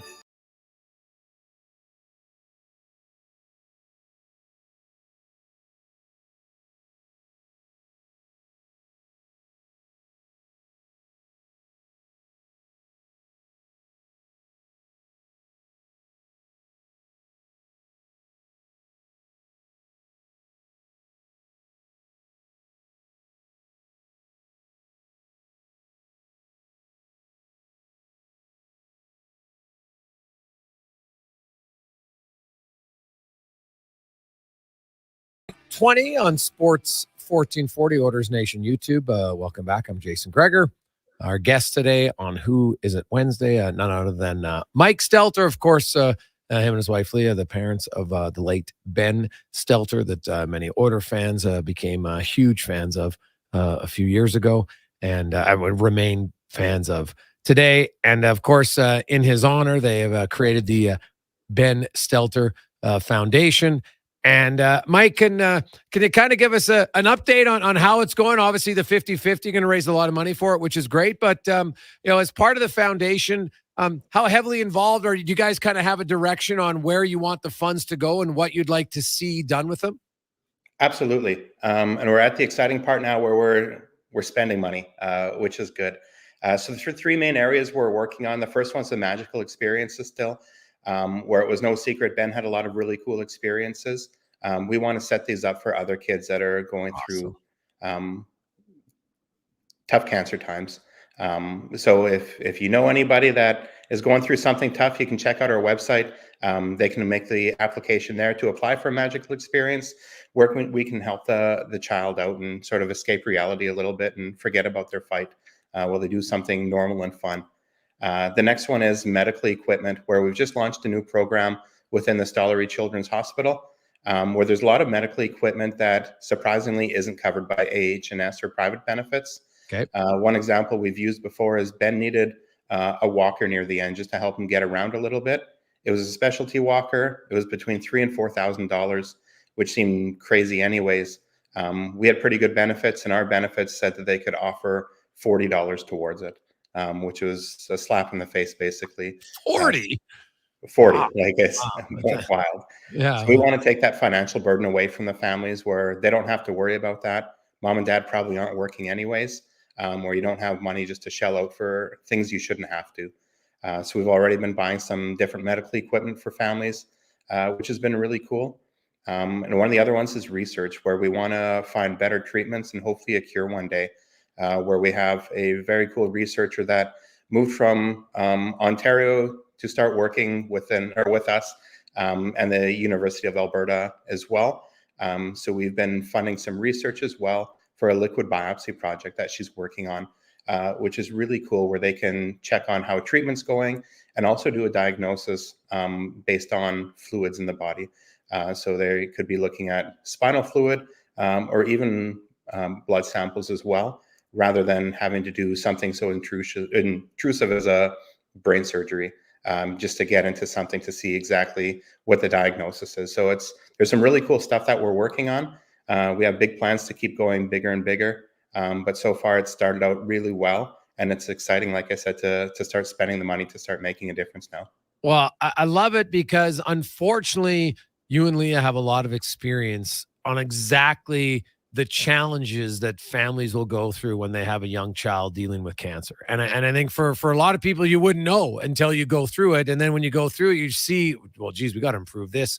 We have to improve that. And so your expertise now is really going to be able to help out others, which I think is amazing. So, even when, in Ben's, in honor and passing, he's still able to help out a lot of people, and which I think is utterly amazing. And, you think of those experiences that you're going to be able to get to give to kids, right? Like, sometimes it could be something simple, right? Obviously trips to Disneyland are wonderful, but, sometimes a simple thing for certain kids, if they're, they get a tour of the Elks room or the Oilers room, something like that just makes them, I don't think people really understand how big that can be.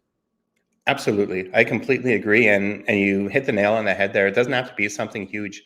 There was a little girl from out of town, and it was her dream to stay at a theme room at West Edmonton Mall. So we set up an awesome week for her, where for some people that wouldn't be it, but for her, that was the coolest thing. And it was awesome. So it's cool to be able to make it come true for the child, not necessarily the parent so much. Yeah. But it's pretty special. Well, I think as the parent, because that's the other factor. I think, you mentioned earlier how some people are scared to mention Ben's name around you. And it's almost like, well, we're never going to forget about him. Like, don't be scared. And I know that, I don't know why some people act that way, and I don't think they mean it in any sort of negative way. They just don't understand that, hey, it's good to talk about it. And for a lot of parents, it's hard to really find someone that you can relate to, because there's so few people that go through it. And if you don't necessarily know anyone. You and Leah can even be sounding boards, I think, for those parents, just to have like a conversation that those people might be a little bit more comfortable having because they know that you've gone through it. Absolutely. And that's sort of what we feel like we're supposed to be doing right now. So everything that we're doing feels right, but to be able to help build those connections for the families it's huge. Because while we were going through everything, we didn't have that a whole lot, where we had other families that were going through something similar. And I guess in a way we are sort of pulling ourselves back from maybe some families where they've lost a child already, where we weren't expecting that with Ben. We were hoping for a miracle, and that's what we were expecting, but it's wild. So to be there for other families like that is huge.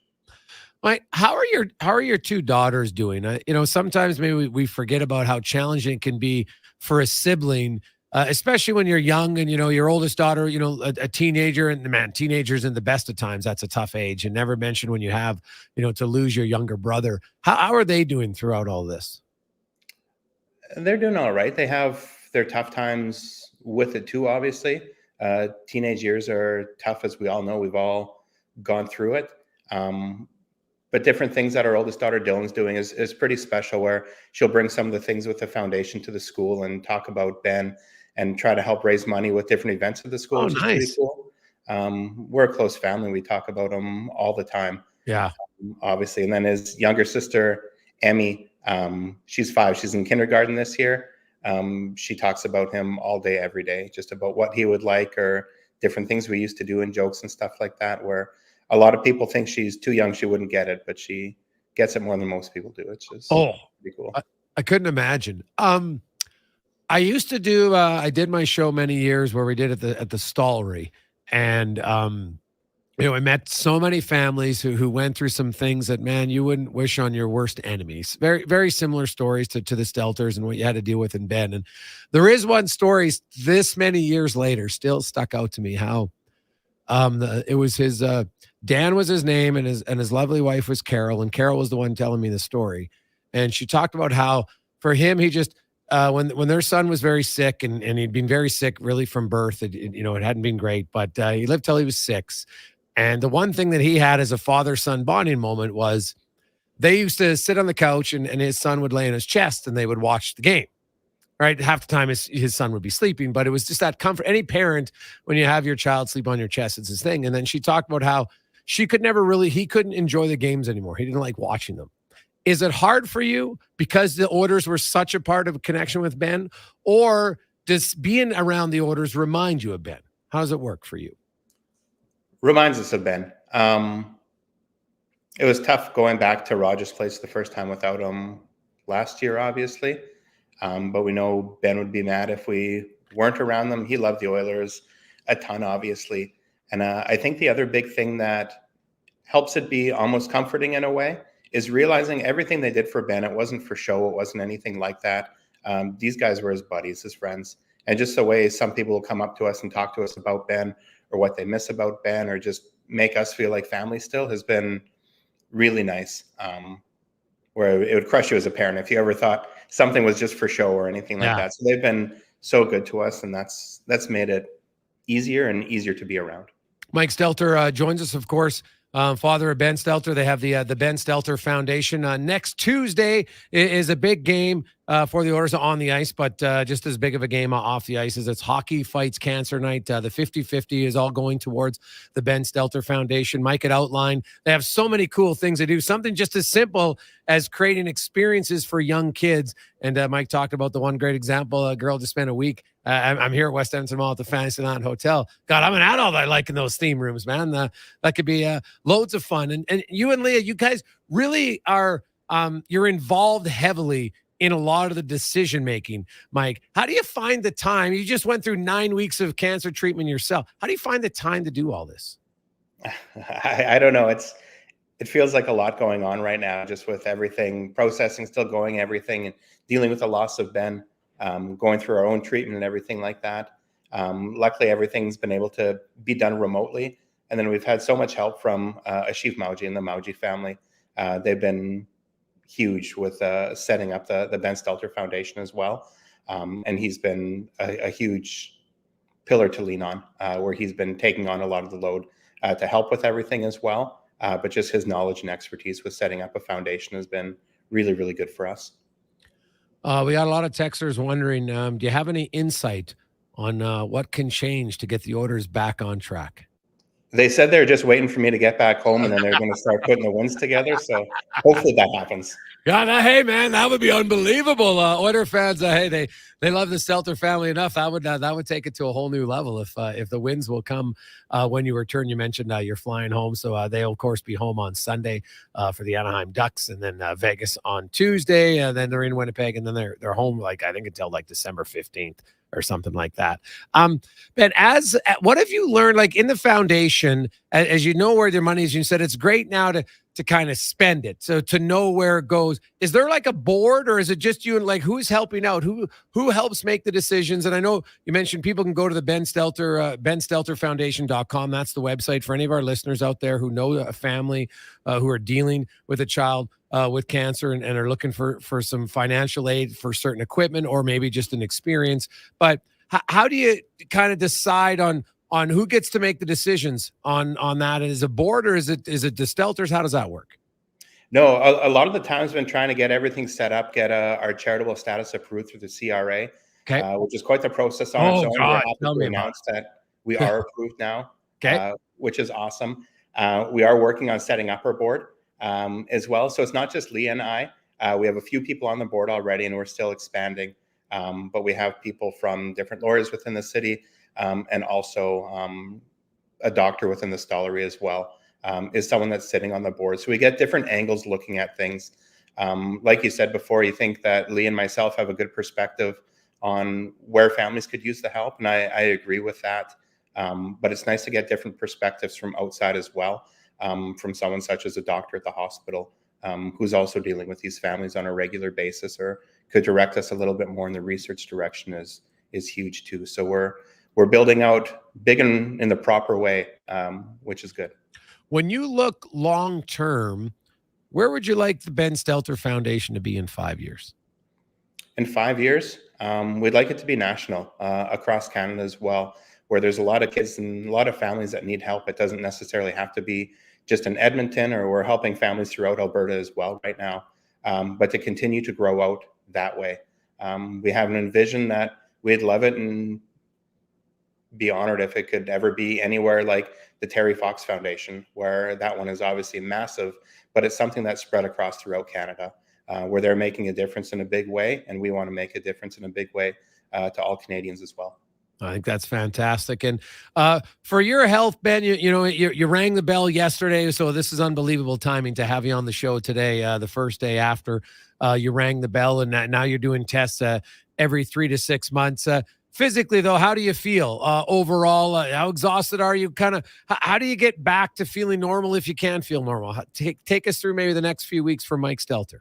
Yeah, the next little while is just trying to get off some of these meds that have some nasty side effects. They're some of the same ones that Ben was on as well. So those are tapering down right now, which is good.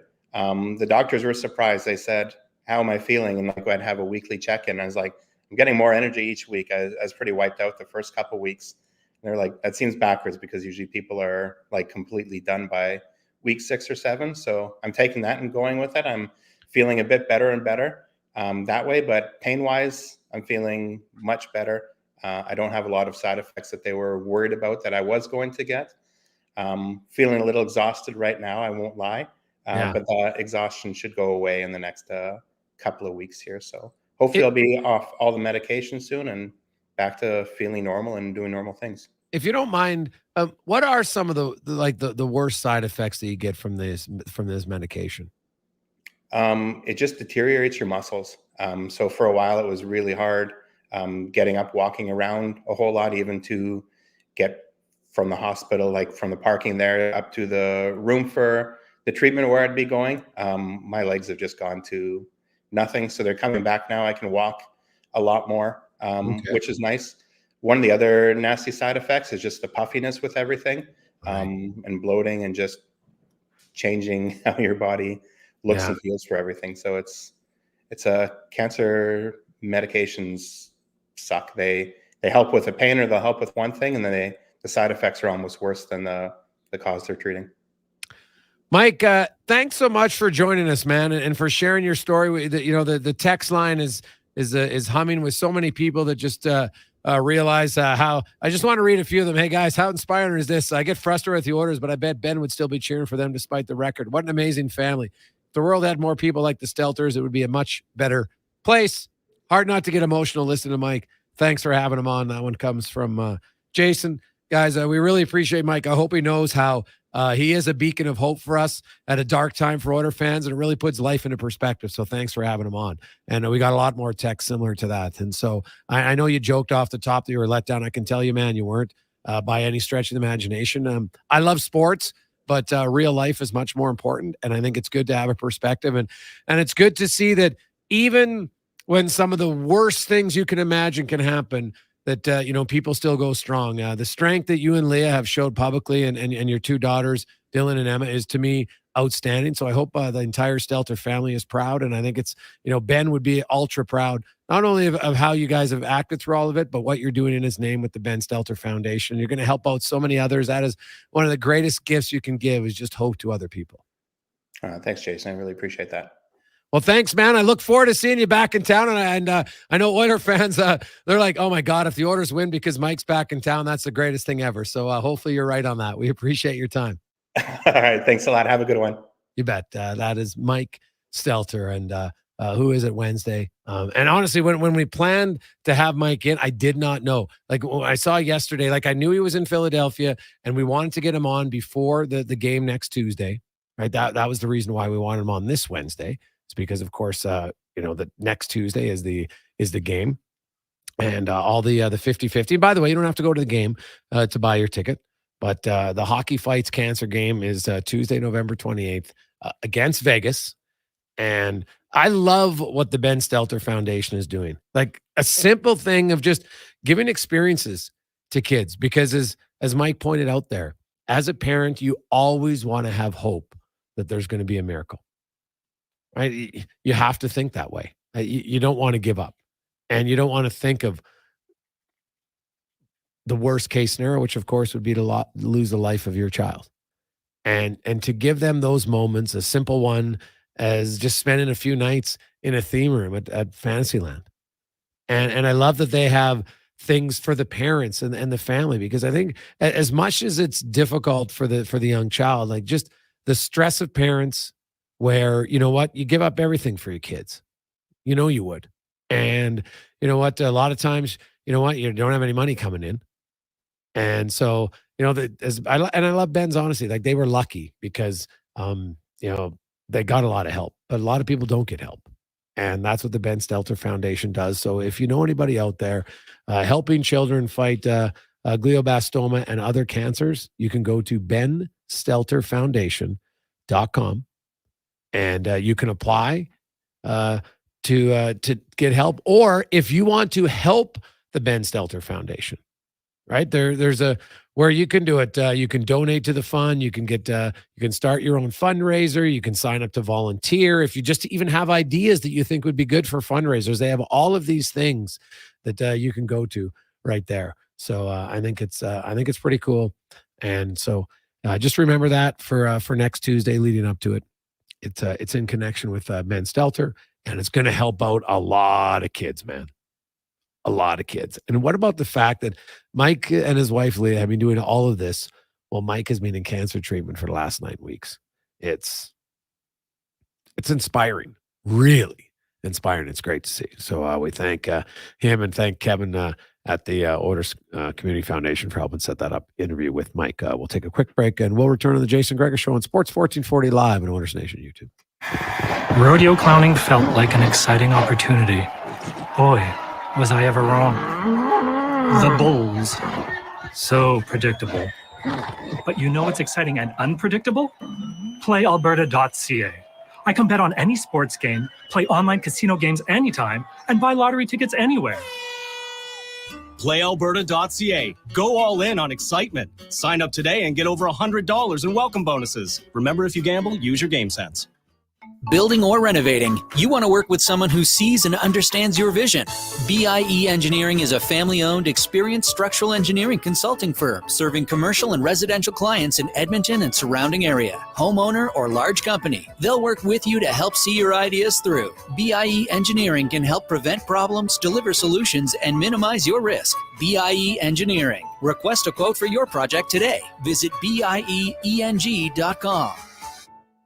Hey world, get ready to believe. At Oodle Noodle, we serve up world-class, worldwide flavors in our sweet, saucy, and fiery noodles. We believe in the power of nudes. We've got everything from saucy mac and cheese to sizzling pad thai to so many other unbelievable dishes sure to make you a noodle convert for life. You've got to taste them to believe it. Don't be a skeptic. The proof is in the noodles. Check us out at oodlenoodle.ca. Oodle Noodle. We believe in noodles. Everyone loves a comeback. Hi, I'm Colin from Cantwork. The flame of Edmonton sports fever burns bright. Cantor proudly continues our partnership with Jason Gregor, excited to re-enter the arena of sports radio on Sports 1440. Excavators, loaders, lifts, compaction equipment, and more. Find the XCMG construction equipment you need. Available for rental or sale at Japa Machinery Group. Japa, helping build Alberta from the ground up for 50 years. Visit japamachinery.com. Friday nights were made for WHL hockey at Rogers Place, starting at just $20 a seat. This Friday, it's an Eastern Conference throwdown as your Edmonton Oil Kings face off with the Regina Pats. Catch WHL hockey at its finest. Plus, every Oil Kings home game, score kids' food combos for $10 or less. The value is king-sized. It's family fun that's second to none. Oil Kings, Regina Pats, this Friday at 7. Great family entertainment at Rogers Place starts at just $20 a seat. Save on day of game pricing now at oilkings.ca. There's 2 seasons in Alberta, winter and construction. During these days of traffic barricades and slower commutes, GS Construction reminds you those crews are improving our communities. They're rehabilitating and upgrading Edmonton's infrastructure all across the city. When you see the barricades and run into a traffic backup, remember, the crews are there to help. Drive slow and be patient. Help make our city better and join the GS Construction team. See what they're hiring for on Indeed.com. GS Construction, laying the groundwork for your community since 1974. Edmonton's premium live music and party venue is On the Rocks. Check out Bingo Tunes on Monday. Perform on the best stage in town with karaoke on Wednesdays. Learn how to salsa with Salsa Rocks on Thursdays. And every weekend, OTR goes live. With your favorite bands on the OTR stage and DJ Kenny K. For everything that's going on at On the Rocks, give us a follow. Facebook, Instagram, or Twitter. At On the Rocks, EDM. Eat well, party hard. On the Rocks. On the Rocks. On the Rocks. Open every day till 2 a.m. Denim Ford's roots run deep in the history of Central Alberta. Like always, you can experience the same honest pricing and honest service that you've come to expect from all of us at Denim Ford for the past 65 years. Denim Ford is proud to be Canada's only 50-time President Award-winning dealership in customer satisfaction, treating every customer like family. Visit Denim Ford on the world-famous Wetaskiwin Auto Mile or from home at denimford.ca.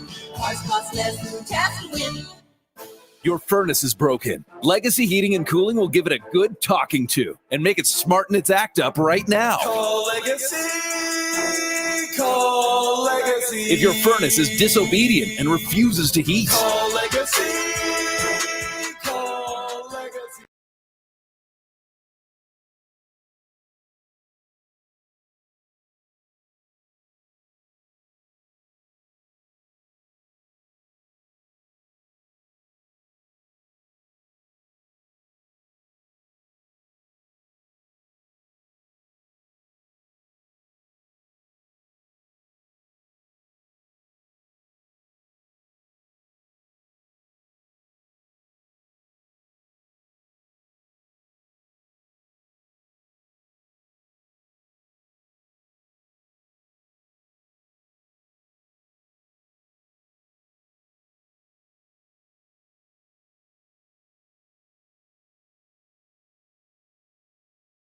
Man, fitting tune.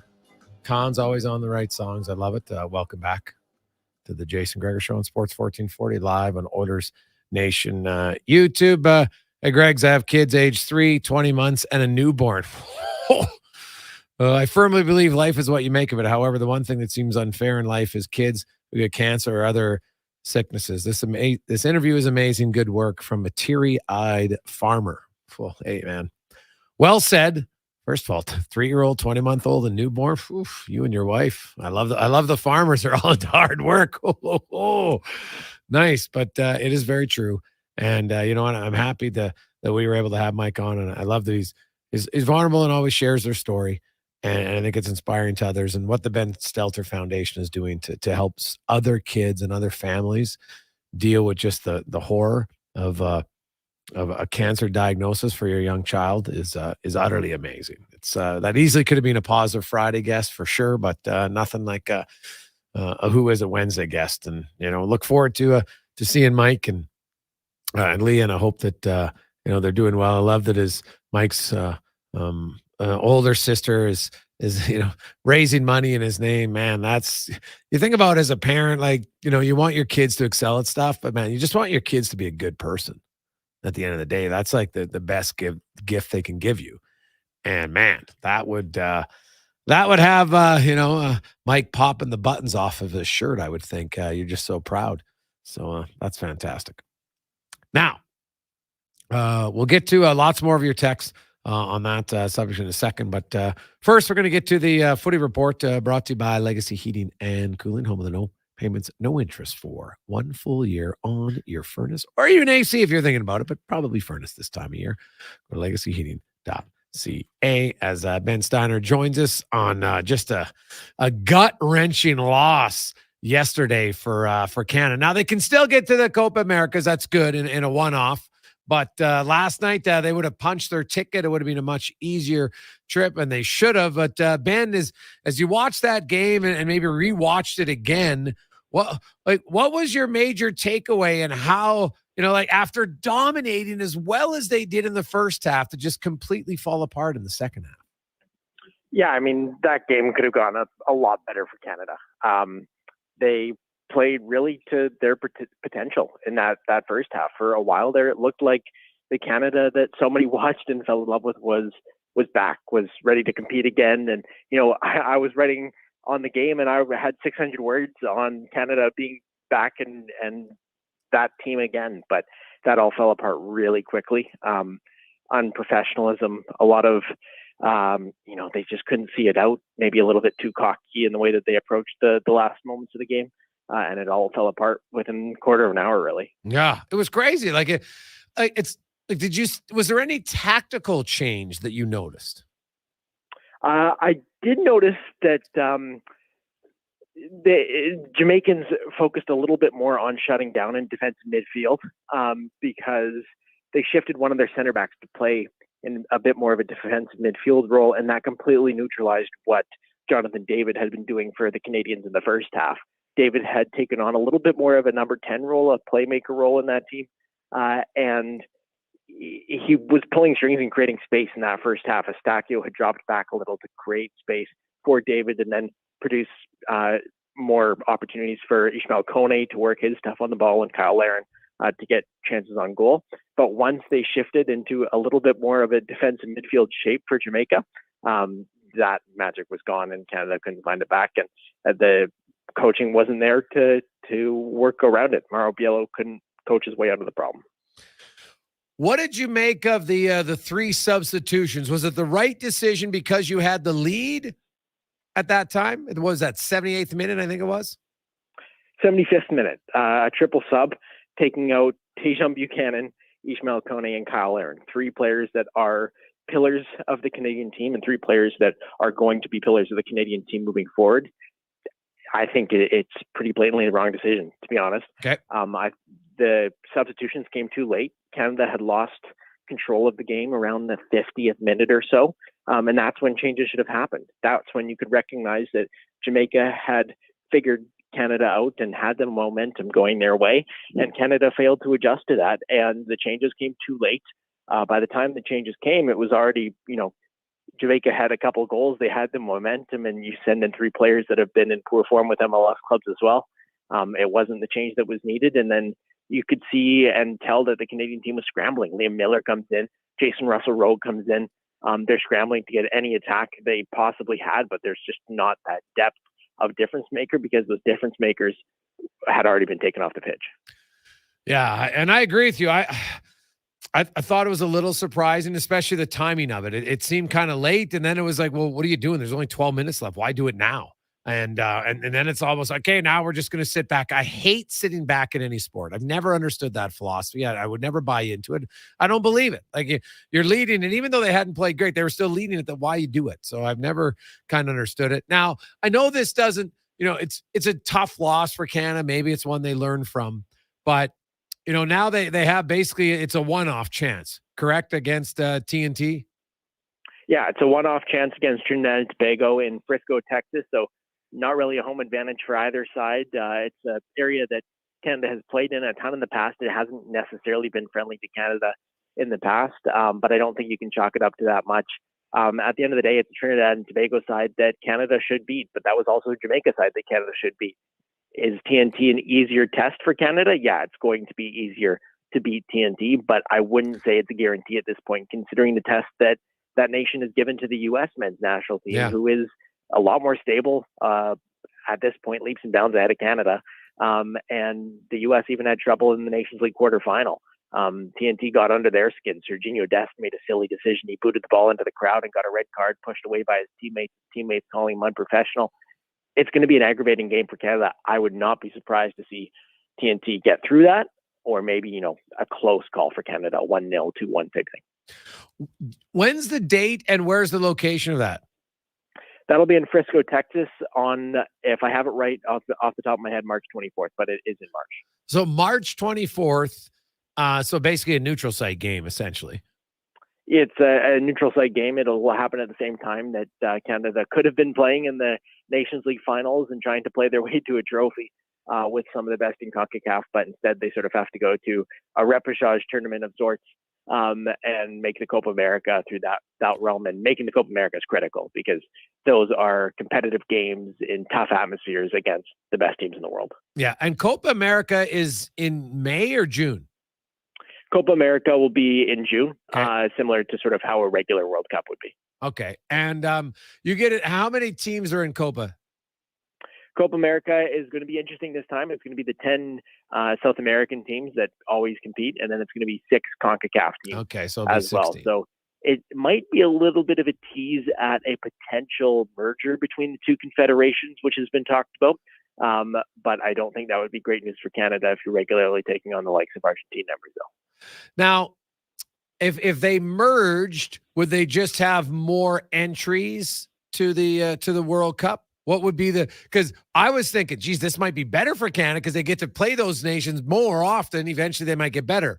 But again, you could be like, yeah, they play them more often, but they have a chance to lose to them more often. So is CONCACAF not in favor of merging? What are you hearing on this, Ben? It really depends where teams are at. A lot of teams in CONCACAF don't love the idea. A lot of teams in CONCACAF are, these small Caribbean nations yes. That, are not going to put up a fight to even a Bolivia, who isn't one of the stronger teams in CONMEBOL, the South American Confederation. But that's the toughest confederation in the world. I'd say it's more challenging than UEFA just because the level is so high among the 10 teams in that confederation. And CONCACAF, the U.S. and Mexico would love it. Canada could probably get some benefit from it too, albeit losing quite a few games. But at the end of the day, I think it's detrimental to the merger would be detrimental to soccer in the Western Hemisphere. But I do think that having this Copa America of the Americas is a path moving forward. Ben Steiner joins us. We're talking about Canada's loss to Jamaica last night, and now, of course, moving ahead into March. Basically, they got a one-shot opportunity to get to the Copa Americas later on in June. Ben, when are you expecting and how urgent should it be that Canada announces a full-time coach and kind of has a plan for 2024? So the current plan, it's still on schedule pretty much. And from what I've heard, they're looking at hiring a general secretary within the next month or so. And they've said at every step of this journey that they want to hire that general secretary and get that person at the top before they hire a head coach of the men's national team. And so I think you're looking at earliest a February men's national team head coach appointment in terms of a permanent role. But it could very well be Mauro Biello on the sideline come March, and that appointment comes afterwards. Who do you think would be the best selection for the Canadian men's national team? There's in a dream world and in a realistic world. Okay. Your listeners know the struggles of Canada soccer in terms of the financial struggle. Yes. The dream world is Carlo Ancelotti. He has ties to Vancouver. His wife's family has spent a lot of time in Vancouver. He has spent a lot of time in Vancouver and has also expressed interest in coaching the men's national team. Okay. The thing is, he's a highly touted coach from Europe, and Canada probably can't afford that salary. The more realistic option is Bobby Smirniotis from Forge FC. They've won the Canadian Premier League 4 times. He has been a builder of that program, and he's also coached a lot of the Canadian men's national team players at various stages of their development. So they've got a relationship there. He's the kind of coach that could kind of step in and not have to learn the group. And he's also the type of personality that can instill a bit of that hardworking edge back into the group because, that's something that Canada is missing at this moment. Ben, great recap, man. I appreciate your time. Have a great one, and I'm sure there'll be lots of news coming up in 2024 about the Canadian men's national and women's national program. Thanks for your time. No problem. Always a pleasure. That's Ben Steiner joining us recapping Canada. Tough loss last night to Jamaica. It'll impact their seeding, I think, in the Copa Americas, so probably makes it a little bit more challenging. Obviously, they just want to get there. Now, though, you have to win. Had they won last night, they're guaranteed in. Now they have to beat Trinidad and Tobago to get in. So and there's no guarantees, as we saw last night. Should they win? Yes. But in one game off, anything can happen. And last night was tough. It's on home turf. You dominated the first half. Like, I think it was they showed on the film, Canada completed 27 consecutive passes before Alphonso Davies' goal. Like, that is utter dominance. 27 consecutive passes moving up and down and around the pitch. Boom, goal. And you kind of gassed that game. It was less than ideal. But hey, that's what happens in sports. That's why we love it and sometimes hate it, depending on which side of the loss or victory you are on. 3:57. I'm Jason Gregor alongside Connor Halley. We got Spec coming up next hour, Tony Marinaro. We got lots of questions and 5 questions, and we got a lot of texts. You know what? It's like a pre-pause of Friday. We'll get to lots of those and more when we return after a Sports 1440 update brought to you by Fountain Tire. The Road Ready Sales event is on right now. Jeez, don't wait. Get those winter tires on. The last thing you want is be sliding through the intersection when the snow comes, because you know it's inevitable. So don't wait. $225 off select tires, $50 off if you book a service right now at fountaintire.com. Some restrictions apply. This is a Sports 1440 update. It's game day. The Oilers in action down in Raleigh, North Carolina, taking on the Hurricanes. Puck drop just after 5 o'clock. Stuart Skinner gets the start between the pipes in this one. Elsewhere around the NHL, Devils in Detroit taking on the Red Wings. The Lightning host the Jets. The Bruins up against the Panthers, Rangers, and Pittsburgh. Caps host the Sabres. Blackhawks travel to Columbus. Islanders welcome the Flyers to town. The Flames down in Nashville taking on the Predators. Coyotes hosting the Blues.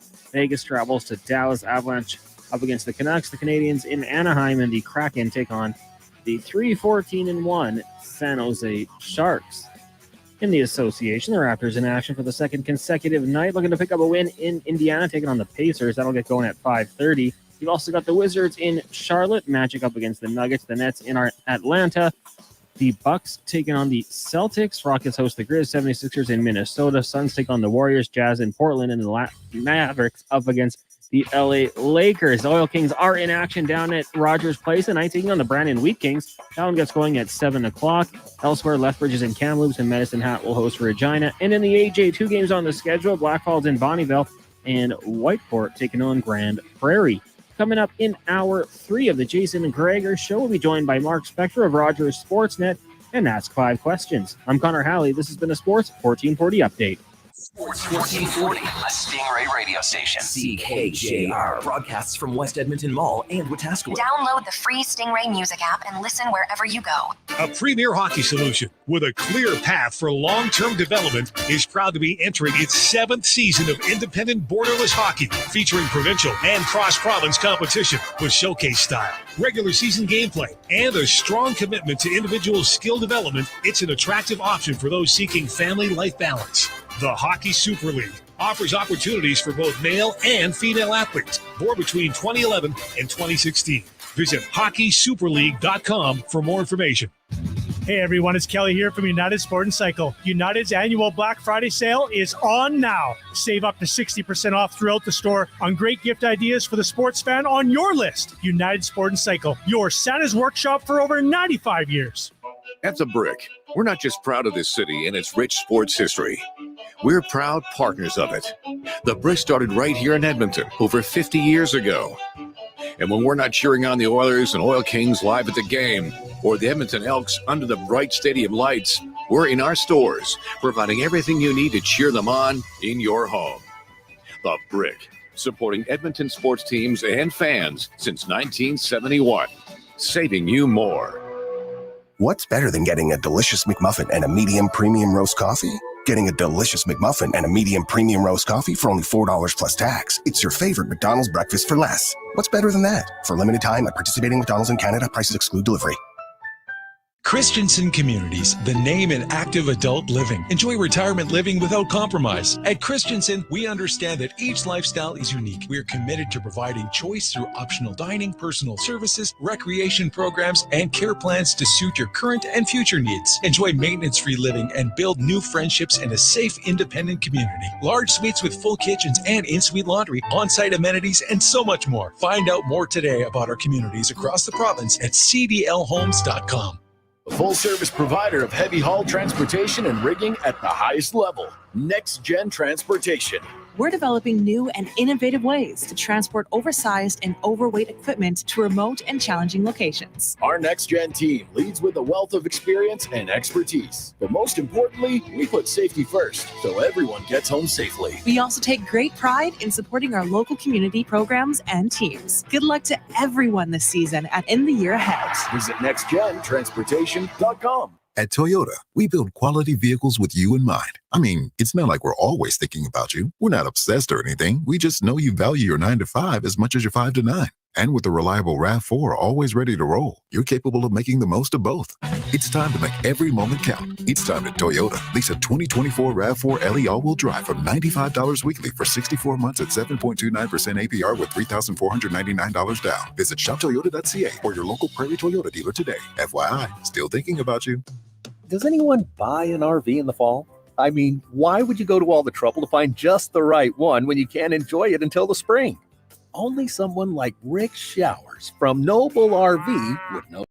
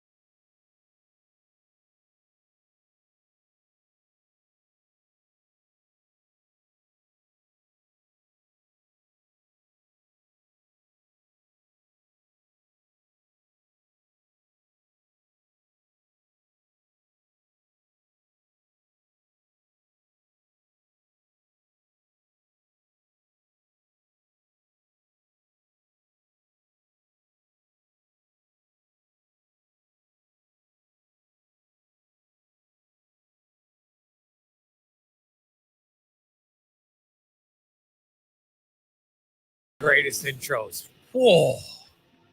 It's the bell coming in off the top rope there. Oh, love it. Love it. Welcome back. Wednesday edition of the Gregor Show on Sports 1440 live on Oilers Nation YouTube is always brought to you by PlayAlberta.ca. Get in the game tonight. Hey, Oiler fans. So you're telling me there's a chance the Edmonton Oilers have scored the third most first period goals in the NHL. And Carolina has allowed the second most. The one thing the Oilers have done well this year, despite all the losing, is start well. Can they do it again? We'll see. If you are feeling lucky, play Alberta.ca. $40 million tonight in Lotto 649. Get your tickets at playalberta.ca. Got a lot of texts to get to. 833-401-1440.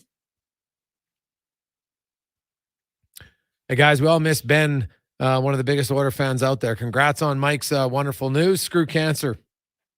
Your show is PG, so I can't say what I really want to say from Quill. Well, that's all right, Quill. I appreciate you keeping it PG. Hey, Greg's, I'll be honest, did not expect Mike Stelter to come on your Who Was It Wednesday. What a fantastic guest and a great inspiring story. Reminds me, as much as I get frustrated about the Oilers that are much bigger problems in life. I will still be rooting for the Oilers, but if they lose, I don't think I'll be as upset as I normally would. Thanks for the dose of reality. That one comes from Don. Well, Don, that wasn't necessarily planned, but hey, that's all good. I think we all, hey, we get caught up in sports. We love it, and that's great. But yeah, it's always good to have, you know what?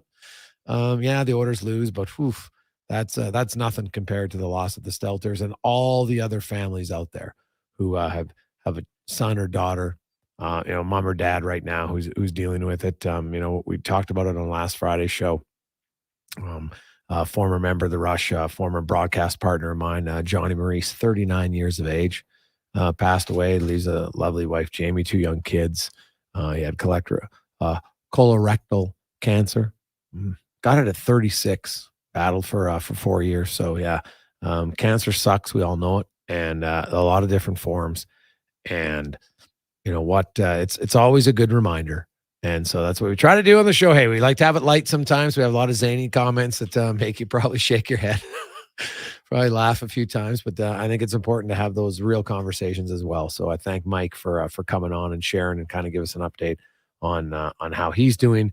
Most importantly, right now, which is fantastic. So it was great to see him, and it was great to hear from him. So, hey, Greg's great guest. It's crazy how much he sounds like Hyman. He's also a great dad. I smile every time I see Ben. It rarely stays, as it just tears me apart knowing as I have my twin 8-year-olds to hug and he doesn't. Life's unfair sometimes. From iMac. Cool. It's true, man. Right? It was funny because my son, who is a little bit older than Ben, is 9 now. And, just the one day we were talking and just kind of out of random, and all of a sudden he kind of gets teary-eyed. I'm like, what's wrong, buddy? He goes, well, just think about it. It's unfair. You know what it was? We were at the season. We were driving to the season opener. And he goes, it's unfair, Dad, that Ben's not here. And I was just like, oh, my goodness. And it's true. But, it's good to have those conversations with your kids. I think it's important. I'm a firm believer. The greatest thing, if you can teach your kids, is empathy. If you have empathy for others, I think you're going to end up having a lot more fulfilling life. No question about it. Let's go in the room now, brought to you by Next Gen Transportation, a heavy haul transport provider, 100% locally owned and operated, and huge supporter of many charities. They've stepped up again to help us out in a month of giving, which, by the way, starts a week this Friday. We will have month of giving. Man, I got some good new gifts, man. I have good new prizes for you. I love the generosity of so many of the companies out there. I have one more day to fill. So if you think you can come up with a real cool package, please send me an email, Gregor at sports1440.ca. We're looking for one really good one. And hopefully we're going to raise a lot of money again. And Next Gen's always been a big part of that, which is outstanding. Love it. Now, the Oilers, of course, in Carolina to take on the Hurricanes. And we will hear from the starting netminder tonight, Stuart Skinner, who, of course, is looking to bounce back after a loss in Tampa Bay. He didn't play against Florida. Sat on the bench to watch that one, but had started a lot of the games recently, and gets a little bit of a break and just talk. Hey, everybody knows what's on the line here for the Edmonton Oilers, and they got to play better consistently as a group and individuals. Peaks and valleys are just a normal process of everything in life, really. When you're going through a little bit of a dip right now as a team, maybe longer than you guys have hoped to start the season, how do you get out of that? That's a great question. We're all going through that right now. We're all trying to learn, what it is that's going to help us, get out. I will say in the last 4 games, we've won 3. So we are definitely climbing up. We lost the last 2, my bad. But yeah, the last 5, I'll say we're 3-2. So we're going in the right direction. I will say we have been playing a lot better. Like, our PK has been incredible, even though maybe we haven't gotten the results with a couple bad bounces. It's looking really good. Same with our power play. The guys are moving it well. 5-on-5, we've been doing great. I think sticking to the process, trying to get better every day, and also trying to stay positive in this is going to be really huge. But it's a learning process for everybody. Yaremchuk looks like he's making his return tonight. What kind of a presence does he have, not only on the ice but off the ice here in the locker room? Yeah, it's massive. I'm very excited to watch him play tonight. From my experience being his teammate, he's just he's off the ice. He's such a great guy. He's very humble, very kind. He's got a good heart. He's a really good team guy. He's there for your team at all times. And on the ice, for me personally, I really enjoy him because he's such a good two-way forward. He plays the right way every single day. You know what you're going to get out of Yanni. He's so consistent. Plays the same way every day. And I love him for that. Let's do giving way to Pickard last game. Do you maybe watch him a little bit more like intently, just kind of trying to maybe pick up what like his style a little bit and what you can take from that? Yeah, I tell Picks every day that I'm trying to be more like him. He's again, just another really good teammate, somebody who you always kind of want to be around. He's a very funny guy. I really enjoy him a lot. And on the ice, he does so many things well. He's obviously got a ton of experience, a lot of experience in the NHL. Just a guy that, again, same thing as Yanni, just consistent. You know what you're going to get out of him every day as a person and also on the ice. So I've been trying to take as much as I can from him. Is there a stylistic thing about his game that you like, or maybe you try to pick up a little bit? Is there any of that? The guy doesn't get scored on an open shot. Like it's very good how well he tracks. It's very impressive. I love the way how calm he is. Just his appearance on the ice is very calm, relaxed. Nothing ever rattles him. He's just very focused, dialed in on his job, and then leaves the rest of the guys. So it's he does things very professionally. Stu Skinner, of course, back in between the pipes. You mentioned Matthias Janmark will draw in. He will play on the third line with Ryan McLeod and Derek Ryan. They're going to start with McDavid, Draisaitl, and Fogle together. Nugent Hopkins, Kane, and Hyman. Been a pretty good line here the last few weeks for Edmonton. Then Hamblin, Brown, and they'll either play Ernie or they'll go with 7 defensemen, and Desharnais will stay in the lineup. In the morning skate, anyway, you had Nurse with Kulak, Bouchard and Ekholm, and then CC, Broberg, Desharnais rotating in. So I'm very curious to see what the time on ice is. So unless Cody Ceci suddenly got an injury, I'm rather perplexed why he was down in the third pair. That seems a little odd to me, considering he's been their most consistent defenseman this season, at least in my eyes. And a lot of the numbers will back it up. He's been their most consistent defender so far this season. Let's get to the lineup now, brought to you by Sherwood Power Sports and Marine. Of course, the existing business is a free Spirit Marine, and now they've teamed up with Sherwood Ford. You got Sherwood Power Sports.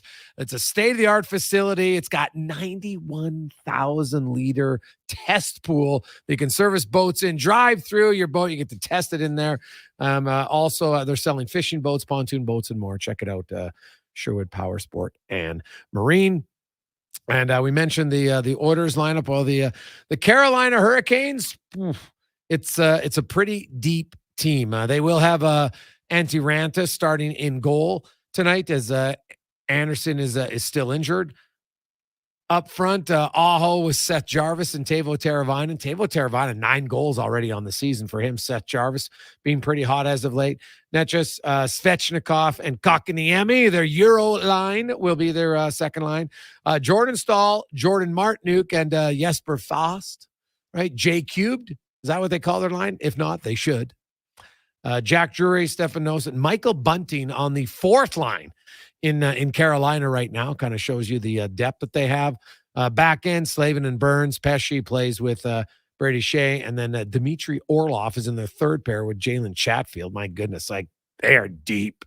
They are a really deep team. This is going to be a real tough game for Edmonton. There's no question about it.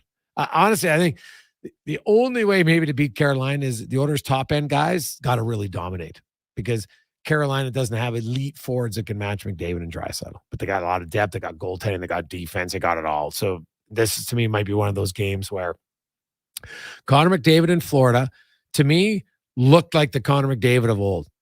Darting, hitting holes. Guys weren't able to catch him. Drawing penalties. Drawing a penalty shot. They need it. They'd obviously love to get Draisaitl off the schneid. He needs a goal. You know, his point production isn't bad. He's actually one of, I think, only 2 Oilers who hasn't been outscored 5-on-5 this year. So he hasn't had a bad season, but his goal scoring right now is almost non-existent. And the Oilers power play unit, like if there was ever a time to wake up, this is the game. You need it. Like Carolina lines 1 through 4 is deeper. There's no debate. Now their top line won't match McDavid and Draisaitl, but their lines, their other lines are really deep. And look at their defense core. I mentioned Dmitry Orlov is in your third pair. Are you kidding me? Like Brady Shea, Jacob Slavin, Dmitry Orlov. Without question, that's the best left 3 defensemen on any team in the NHL. All right. And then you look down the right side. Burns and Pesce, pretty solid. Chatfield's in tonight. D'Angelo gets the night off. But man, that's a hell of a roster. This is a tough game for the Edmonton Oilers. You know what? 5-on-5, they've started to score lately. They've got 11 goals in their last 5 games, 5-on-5, which is 6th most in the NHL in that time. So at least that's the one area of their game that's trending in the right direction. And they've had 8 different scorers 5-on-5 in that time, which is also key. Evander Kane leading the way with 4 5-on-5 goals. But the Oilers, they need Ryan McLeod. It's got to get going. You got to, like him and Janmark. Now, I know it's only Janmark's 8th game, but still, he's got to get going. Connor Brown, obviously, needs to show a pulse offensively. No question. And I do think, like, if Brown in 2 games is suddenly on your 4th line, for the people that are like, there's no chance they should have played him in game 10, the longer you put Brown on your 4th line, the longer that argument is valid. That's just a fact. I didn't think they would sit him out for the 10th game because I thought they're going to play him in their top 9 because that's what they signed him for. But my goodness, if this guy's end the season in your 4th line, my goodness, that the bonus is always a big risk, but now it just looks like a massive matzo ball of absolute dung right now is what it looks like. There's no sugarcoating it, man. You can't sugarcoat it. So he's going to have to get going somehow, some way, find a way to contribute on the scoreboard. He has to. Just that simple. That's the lineup report brought to you by Sherwood Power Sports and Marine. Check it out just across from Millennium Place in Sherwood Park. Mark Spector is going to join us from Carolina. We also have Tony Marinaro joining us later on. The Montreal Canadiens. What about Jake Allen? What about Montembeault? Does either make sense? We'll find out on the Jason Gregor Show on Sports 1440 live on Oilers Nation YouTube. And you're coming to us live today from the E-Well Studio, your electrical distributor. Always trying to add a little pulse to the show, a little jolt of electricity. You'll get it all at E-Well, EWEL.ca, your leading electrical distributor. Some things just work together. Sticks and pucks, cleats and AstroTurf. Your love for the game and Papa John's passion for better ingredients, better pizza. Nothing pairs with the game like Papa John's. Crafted with signature sauce, toppings, and original fresh dough. They're the champion of pizza. And now you're the champion of winning deals. Just order at papajohns.ca. Use promo code SPORTS20 and score 20% off any regular menu price order. Better ingredients, better pizza. Papa John's. That's Sports 20. At The Brick, we're not just proud of this city and its rich sports history. We're proud partners of it. The Brick started right here in Edmonton over 50 years ago. And when we're not cheering on the Oilers and Oil Kings live at the game, or the Edmonton Elks under the bright stadium lights, we're in our stores, providing everything you need to cheer them on in your home. The Brick, supporting Edmonton sports teams and fans since 1971, saving you more. The job isn't done until the last load is hauled, and having a semi-trailer out of commission is not an option. Whether replacing or adding to your convoy, Edmonton Trailer has a huge inventory of new and used semi-trailers, trusted by the gravel, logging, oil field, fluids, and freight industries. Find a trailer right for you online or at one of their 3 locations. For sales, service, parts, rental, and finance, when you're in it for the long haul, Edmonton Trailer. Our cars are our lifeline, and every now and then we need to take care of them too. Cochran's Automotive services your vehicle with pride. When you need to fix it up, bring the whole family fleet. Junior's WRX, Mom's MPV, Dad's 1500, or even Grandpa's old 88. All makes and models are welcome. Trust Cochran's Automotive to professionally repair your family's pride and joy. They've got you covered for Volkswagen diesel timing belts too. Call 780-452-5001. Put on your party pants, pal. New Year's Eve lives at the Canadian Brewhouse. Tickets on sale now for a special New Year's Eve event extraordinaire. For $19.99, fill your belly at the pizza buffet and wet your whistle with $3.99 well highballs and domestic bottled beer. Let's pop the top with some bubbly and hit the dance floor to ring in the new year the right way. Tickets on sale now for lots of cheer and one hell of a Happy New Year's. Visit thecanadianbrewhouse.com for info. It's simply the best time to buy. The Black Friday event is on right now at Volvo Cars Edmonton. You'll save up to a game-changing $7,500 off your purchase or finance as low as 1.49%. Choose from a winning selection of 2023 cars and SUVs like the sleek S60 or the roomy and comfortable XC60s and 90s. Black Friday is on now at Volvo Cars Edmonton, Canada's only 12-time Volvo Excellence Award winner.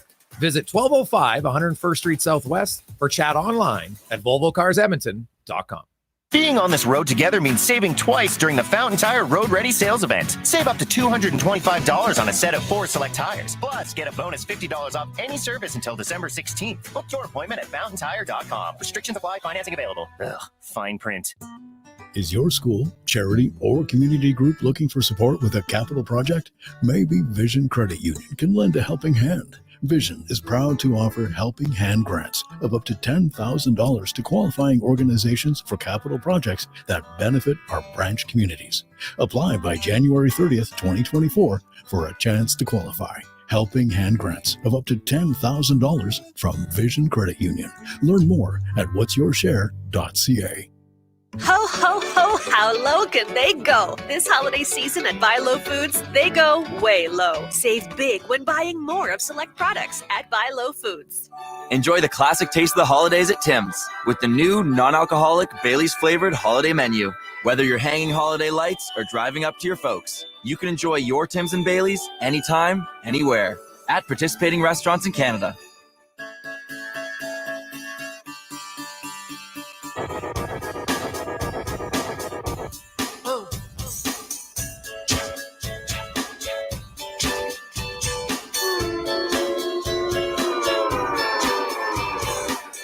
Portions of this hour brought to you by On the Rocks Kitchen and Drink. Watch every single Oilers game at OTR with $4.50 Molson Canadian and the 60-cent wings. Plus, play Oilers.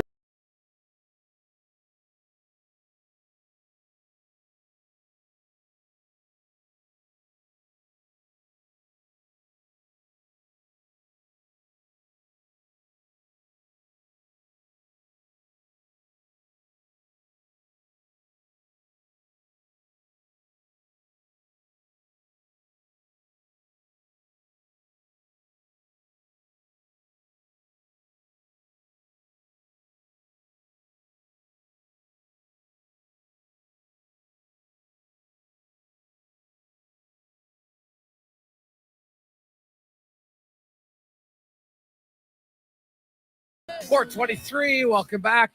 Jason Gregor, Connor Halley with you. Declan Kruger along the ride, running everything digital on Oilers Nation YouTube. We are live in Sports 1440, presented by PlayAlberta.ca as the Oilers into Raleigh, Carolina later on tonight and trying to get a victory. We'll get Spec on the line momentarily, but got a few texts to get to. 833-401-1440 in our Jiffy Lube inbox.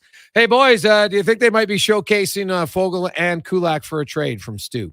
Stu, I heard LT mention showcasing stuff. Here's the thing. Warren Fogle has played, 400 games in the NHL? Everybody knows what Warren Fogle is. Warren Fogel's played a lot of games with McDavid and Draisaitl this year. Why? Because he's been one of their more consistent forwards. I don't think a team is going to be, oh, geez, there's Fogle up with McDavid and Draisaitl. Man, look at him play. He should be in our top 6. He's not a top 6 player full-time. He doesn't have the finishing ability. Speed, work ethic, all that, no problem. He's a really good, solid third-line player. Playing him with McDavid and Draisaitl, I don't believe for a second that has anything to do with showcasing. Kulak, same reason. No, Kulak's a good defender. People have seen him. He's been in the Stanley Cup Finals. He's been in the playoffs lots. Been quite successful there. But I don't think anybody believes, we're going to play Kulak on the right side in the top pair. Oh, geez, maybe we should acquire him because he can be that for us. No, I know. I mean, like I think the showcasing thing, honestly, I don't really buy into it at all, ever. You've got professional scouts that have lots of viewings of players. Putting a guy on your top line so he can score a goal or two, unless you think the opposing team scouts are clueless, I guess that's always a possibility. I've never really bought into the showcasing guys argument because everybody knows what Kulak is. He's a solid number 5 who can moonlight as a number 4 at times for sure. But that's what he is. And Warren Fogel's a third-line player who's on a team like Fogel's going on your top line because you have a lot of Connor Brown's doing nothing, right? And they're loading up Draisaitl and McDavid, right? When they play them apart, then they try to put Fogle on your third line because you're like, hey, if he's on our third line, maybe they can get us something. And that's the argument now is they take now your third line. Oh, Matthias Janmark, you know what? Maybe him and Ryan and McLeod can do some damage. You know, they'll probably see the Stahl line. We'll see. That's the one line in Carolina that's been struggling a little bit. So we'll find out. Let's get to the Spec Report brought to you by GS Construction. Proud to be part of the Edmonton and area community for almost 50 years. Subterranean construction. They help it out and they're hiring. You want to work for a fantastic company, go to Indeed.com and look up GS Construction. You'll see all the positions that they're hiring for. As Mark Spector joins us once again. Spec, the big question is Cody Cece's been your most consistent defender, and in the morning skate today, it looked like he was in the third pair. Like, I don't know, is he there because he's going to be the protector of Broberg, and Broberg's playing the left side, which I get the theory behind it, but it seems a tad odd that the guy who hasn't been on the ice for a goal against in the last 5 is getting a demotion. Yeah, I don't think that that's what's going on. I think you nailed it with Broberg, and okay. I'm personally kind of hoping, you know, it always bugs me when I'm covering a team and people say, "What about this Broberg?" And I say, "I don't know how good he is because they never play him enough to know how good he is." So Yeah. I hope what they're doing here is they're going to invest a little time in Broberg and give him 5 games in a row with a good player. I think that's what they're doing is they're putting him on his left side. A young guy shouldn't be on the wrong side, and a young guy shouldn't be playing 4 minutes. So hopefully they're going to play Broberg, you know, a proper amount of time with a good defensive partner, and maybe we're going to start to figure out if this kid can play or not. Yeah, so and that was the one thing I said. I'm not going to freak out because I'll be curious to see what's the time on ice for Cece. Because if it's close to what he was playing before 5-on-5, then you know what? Okay, no big deal. But if suddenly Cody Cece's playing less, than Evan Bouchard 5-on-5, I'm not sure that's the good plan. No, I think you're right. That's absolutely for sure right. So yes, this team isn't in a position to limit the ice time of a guy that's been maybe their most steady defenseman all season. That can't be the plan here, man. I guess I'd say to you that their own zone has been so disorganized the last few games. It's swapping up partners. It's not going to make you worse. So, you know, let's see what happens. And maybe they feel that maybe they're again. I know the plan this summer, right? The plan this summer was going to be Ekholm and Broberg, and everybody thought inside the organization and out, it's going to be like last year when they went Ekholm Bouchard, and Broberg's going to get to play with Ekholm, and he's going to get settled down, and we're going to find out maybe he'll do the same thing Bouchard did, and we're all going to live happily ever after. And well, that plan, Ekholm gets hurt, and it never happened. But I know there was a plan to kind of invest in Broberg a little bit this year, and through 15 games, we haven't seen it yet. Yeah, no, that's fair. And I'm interested. Like tonight's just a bad matchup for Edmonton. Historically, Carolina's a good team spec. They got good depth. They got good defense. Heck, Orlov's in the third pair for God's sakes. Yep. Right. So, I look tonight, if they got any hope of winning, honestly, like McDavid's got to play like he did last game. It looks like, he's got his mojo back a little bit, and they're going to need Draisaitl and ultimately their power play, which looks lost to me. I still, any conversation, anything you see in practice from them, I know they spent, I think it was it Tuesday or Sunday, maybe Sunday, I think it was, working on their power play. Because Spec, it's amazing how disjointed it looks right now. Yeah, I mean, it is amazing how disjointed it looks. As the game goes on, too, what I think we've seen is a couple, in Tampa, they had 2 early power plays that were awesome. I mean, really good, and didn't score. Draisaitl missed the net on his opportunities, but the power play was good. Was it a power play? Was it a power play save that Bobrovsky made on Draisaitl last game with that great glove hand? I thought it was 5-on-5, but it was might have been 5-on-5. Yeah, but the point I'm trying to get to is what's happened. We always talk about how this power play doesn't just score, but it scores timely goals. So what's happened the last few games is they're getting a chance. It's a 1-goal game, mid-third period. They draw a penalty, and the power play takes the momentum away. It doesn't even come close to scoring, and that's not what we're used to seeing. That power play has been pretty clutch. When they get out there in the third period, the goal is needed. They've provided for a long time, and right now, in third periods, and as the game goes on, they're getting further away from scoring instead of closer. Yeah, that's very true. Now, Draisaitl, McDavid, I guess because Kane and Hyman are playing so well, you can probably get away with it. To load them up, and maybe it's the best opportunity against a team that, if there's one thing Carolina lacks, is they don't have the one dominant line. They've got a lot of good line spec, but they don't have a dominant line per se. Although their first line's good, don't get me wrong. But if McDavid and Draisaitl are playing to their potential, then it's a mismatch in favor of Edmonton. How do you see Knobloch running this? Because what Carolina's going to do. They run their 4 lines, right? Like Stahl gets a lot of ice time as their third line. They even play their 4th line, like Bunting's on their 4th line right now. Is Knobloch going to run 3 lines tonight, do you think? Or like James Hamlin, I think's actually played pretty well. So, you know what? And he scored a goal, for God's sakes. You might have got to play him more than some of your other bottom 6 guys. Well, yeah. I mean, I think they're going 11-7 tonight for one. I think. I don't know for sure, right? Warm-up's going to start any minute here. So right away, the minute you go 11-7, any conversation of how much is the 4th line going to play, why are we even having it? We know what happens with 11-7. You play 3 lines, right? Yeah. So if they go 11-7, let's not even concern ourselves with the Oilers' 4th line. It won't matter. They don't have one. I like a 4-line team, and I think this team in Edmonton, I'm a broken record on the fact that they have neglected their bottom, certainly their 4th line, and at times their bottom 6. So we're not fixing that in the next 5 minutes, pal. That's they don't have any identity down there. They don't have some of the right guys, in my opinion. That's not getting fixed right now. So in the meantime, when you come up against a good 4-line team like Carolina or Vegas, they present a problem to you, don't they? Yeah, that's true. Spec, the good news for the Oilers, their goalie situation is fixed. Jack Campbell got an American League Hockey American Hockey League shutout last night, so I'm sure he'll be back up soon. Yeah, well, it's a good thing because they don't vote for the Vezina for another few months yet, so we got a shot.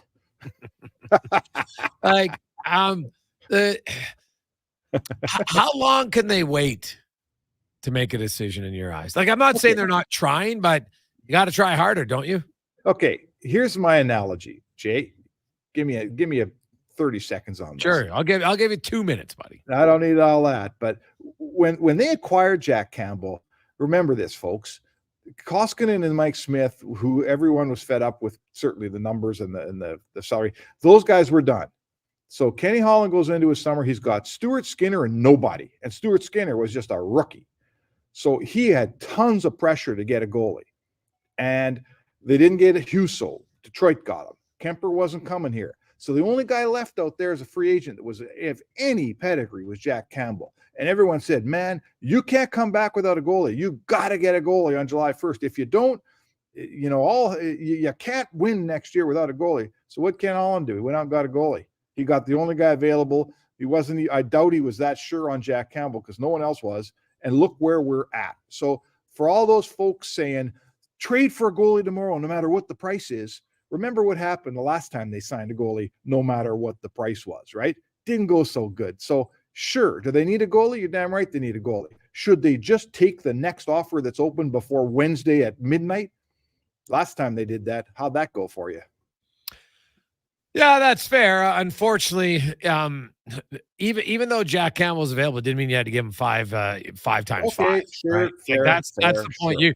Like Cal Peterson got 3 times 5. Like 3 times 5 spec right now would look so much better because for buyouts and trade purposes and everything else. Yes. I'm not talking about the contract, and I totally agree with you, Jason. You are right. But in the end, they hurried, they felt pressure, and they signed a guy that's not a very good goaltender. Don't do it twice is all I'm trying to say. Yeah, no, that's fair. That is valid. I do wonder though, like you look at the names that are out there, like Jaro Halak. It's funny because he didn't want to go on a conditioning stint. He hasn't played all season long. He's been practicing. Get him. Like I, where do you come out on Halak? I'm not really sold on him. No chance, pal. Old goalie, doesn't want to do conditioning, probably going to be hurt in 2 weeks. Forget it. No chance. I mean, I'm not saying what you have is working, but I am also not saying that Halak is your solution. He's old. He wasn't that great when he was younger, and now he's old and he hasn't played all year. That guy can't be the solution. Sorry. Yeah, I'm with you on that. So, there are other ones that at least are intriguing somewhat. There's Jake Allen. I look at Blackwood in San Jose. I think there's some potential there for sure.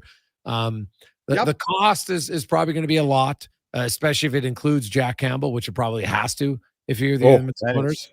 Then it's huge. It's huge. If Campbell's going the other way, that's a whole new deal. Like, I almost like the thought better of finding a guy for $1.5 million that makes $1.5 million, making that deal work somehow, and dealing with Campbell in a separate situation. But hey, maybe you kill two birds with one stone. I'm not saying you can't.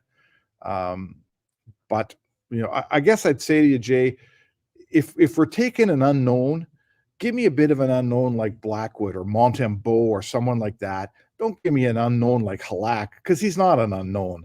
I know what happens. How old's Halak? 35 or something? Oh, I think he's 38. Yeah, 38-year-old goalies, they spend more time on the IR than they do in your crease. So bad idea. Yeah, Jaro Halak is 38. So yeah, no thanks. And Montembeau to me hasn't. I'm not even interested in him because he's got no track record. I really think Kevin Woodley talked about the importance of a veteran for a young goalie. And when you look at the Oilers organization spec, Darnell Nurse never really had a veteran guy, right? Like Andre Secker was here for a year or two, then he was bought out. Connor McDavid never really, like Sidney Crosby. If you go back and look at the guys, Mark Recchi, Bill Guerin, right? Like they never had that. Don't do it again and to have Stuart Skinner. Like, no offense to Jack Campbell, but he's not the veteran guy. You go out there, to me, like that's where Jake Allen at least has some merit to him because he's a veteran. Blackwood, not so much. But what about Reimer? Yeah, maybe for a year, but Detroit, I think, needs Reimer. They want to try to make the playoffs. So unless they're just going to give up on things right away, I'm not sure why they would. So to me, that's the only thing for Blackwood where you're like, okay, now it's just two guys competing, which competition is great, but sometimes it's good to have a veteran guy. And I know he's been through a lot, but he's also not a veteran. Like Duncan Keith came in and Bouchard, look, he's got Keith and Ekholm. I think that's a big advantage. No, I totally agree, sir. I'm just plugging my computer in. I'm running out of juice. Yes. Listen, you can take this thing all the way back to 2010, right? When they drafted Taylor Hall. And this 100%. Team was run by a bunch of 19 and 20-year-olds, Jordan Eberle and Taylor Hall, and who's the kid, his dad played for the Islanders, Robert Nilsson. Yeah. I mean, not the Islanders, but you know the guy, Robert Nilsson. Yeah. The point is, Kent, that's Kent. His dad was Kenta. Of course, he wasn't an Islander. The point is that has been a fatal flaw in Edmonton for many, many years. When they did bring a veteran in, they brought the wrong veteran in. So yes, right. Mark Recchi, he's the right veteran. The Bermuda Triangle. Who was that centerman? God, Eric Belanger. Eric Belanger. He was the wrong veteran. There's some things I've done in my career, but I'll tell you, the Belanger Triangle is the greatest nickname I ever came up with. I love it to this day. That and the human rake. If I ever get, I'm like, don't remember for anything else other than the Belanger Triangle and the human rake. Those are two of my favorites. And the shin pad assassin. Those three are pretty good. So, but God, the Belanger Triangle, so good. Because God, right, so they need the right veterans. And listen, you got to say, man, like, let's not go too deep on trying to instruct Ken Holland what kind of goalie he needs in November when he's desperate and the rest of the league knows it. He's not picking from a right tree full of goalies here, pal. Right? Touche. Touche on that one. Yeah. So, Edmonton needs a goalie. What? I didn't know that. Jeez. Yeah, What have I been watching? So tonight, I'm curious to see how the Oilers, they start well. Spec, the key will be, can they finish well? I won't be surprised if Oilers score first. I don't think anybody will. They've done very well out of the gate, but unfortunately, then they let the gate hit them in the ass on the way out, and that hasn't been good. Yeah, no, and it's this is confidence, right? This is a team that they're back into here we go again country. When the first goal goes in, it begets the second goal because they've watched the movie too many times here. So, what this team needs to do is they got to hang on to a lead here and there and remind themselves. We've seen them do it. They can do it. Got to remind themselves, hey, we can lock it down. Like what this team needs, Jay, they need a 2-0 win. That's what they need. This team's got to learn, believe in its ability to defend. Because right now, I'm here to tell you, it does not believe in its ability to defend. It doesn't believe in it. And until they get some reason to believe, things won't change much. No. Spec, enjoy the game. Rather quiet there so far. Enjoy the game, and we will chat with you tomorrow. All right, Jay, thanks for having me. That's Mark Spector from Rogers Sportsnet. The Spec Report brought to you by GS Construction. Hey, Gregor, I text you on November 6th about Blackwood. Now you like him? Well, I thought, Stu, I don't like him. I'm just saying he's an option. And remember, as Spec so accurately pointed out right now, the options aren't necessarily the best options. He's an option. I'd like him better than Montembeault. That's all I'll say. And we're going to talk about Montreal's goalies coming up at the top of the hour with Tony Marinaro. Which one would you want? That's the question I have. Which one would you want? Does Montembeault, I haven't seen enough games of him to really know. He's 27. I don't know. Maybe he's that 27-year-old guy who all of a sudden just needs a chance. But why isn't he getting a chance there? So we'll find out after 5 o'clock with Tony Marinaro. When we come back, we'll get to 5 questions. 5 questions brought to you by The Brick on the Jason Gregor Show on Sports 1440 live and Oilers Nation YouTube, presented by PlayAlberta.ca. Storm chasing sounds exciting. Most days, though, it's a lot of standing in the rain. But you know what's exciting and dry? PlayAlberta.ca. With hundreds of new live tables, online casino games, and instants. PlayAlberta.ca. Go all in on excitement. Sign up today with promo code Casino50 and get a $50 welcome bonus. Remember, if you gamble, use your game sense. Winter weather is hard on your vehicle. Help keep it in top shape with Pennzoil Ultra Motor Oil from Jiffy Lube. Oil changes on your schedule and 25 bonus air miles with your Shell Go Plus app. Jiffy Lube, keeping you moving. Your furnace is dead. It's time to replace it before winter crushes you. Legacy Heating and Cooling is practically there already. Yeah, we're working in your basement, doing a replacement. The work is so furnace-y, building your legacy. With no payments and no interest for 1 year, you gotta call Legacy. Replacing your dying furnace before it's too late, that's how you build your legacy. Legacy Heating and Cooling.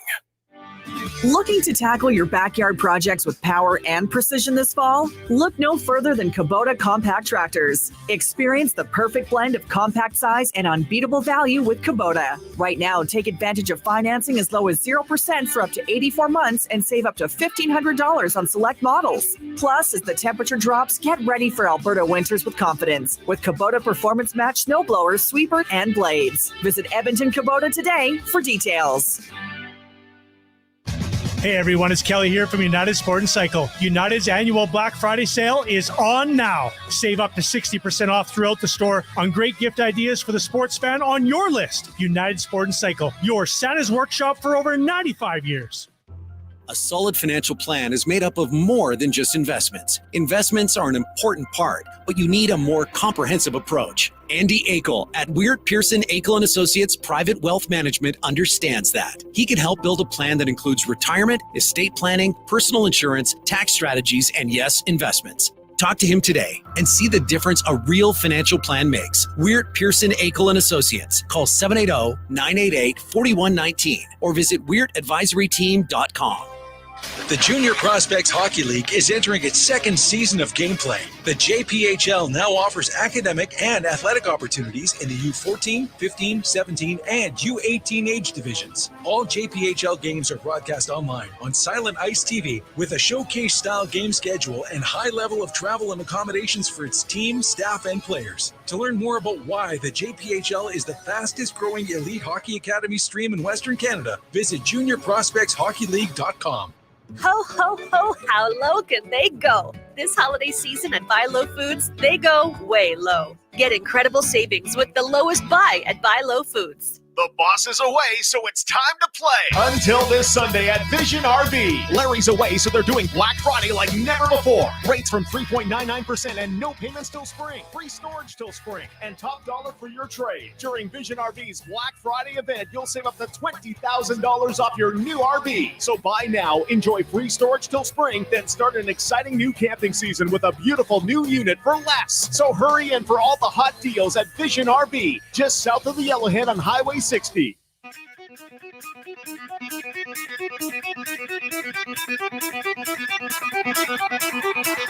Portions of this hour brought to you by Papa John's. Try the Shakaroni, a big pizza with a big impact for only $21.99. For every Shakaroni sold until December 31st, 2023, Papa John's donates $1 to Second Harvest. Order at papajohns.ca. Look good, feel good, play good. It's the Jason Gregor Show. Thanks for listening to Sports 1440. Presented by PlayAlberta.ca, Alberta's only regulated online gambling website.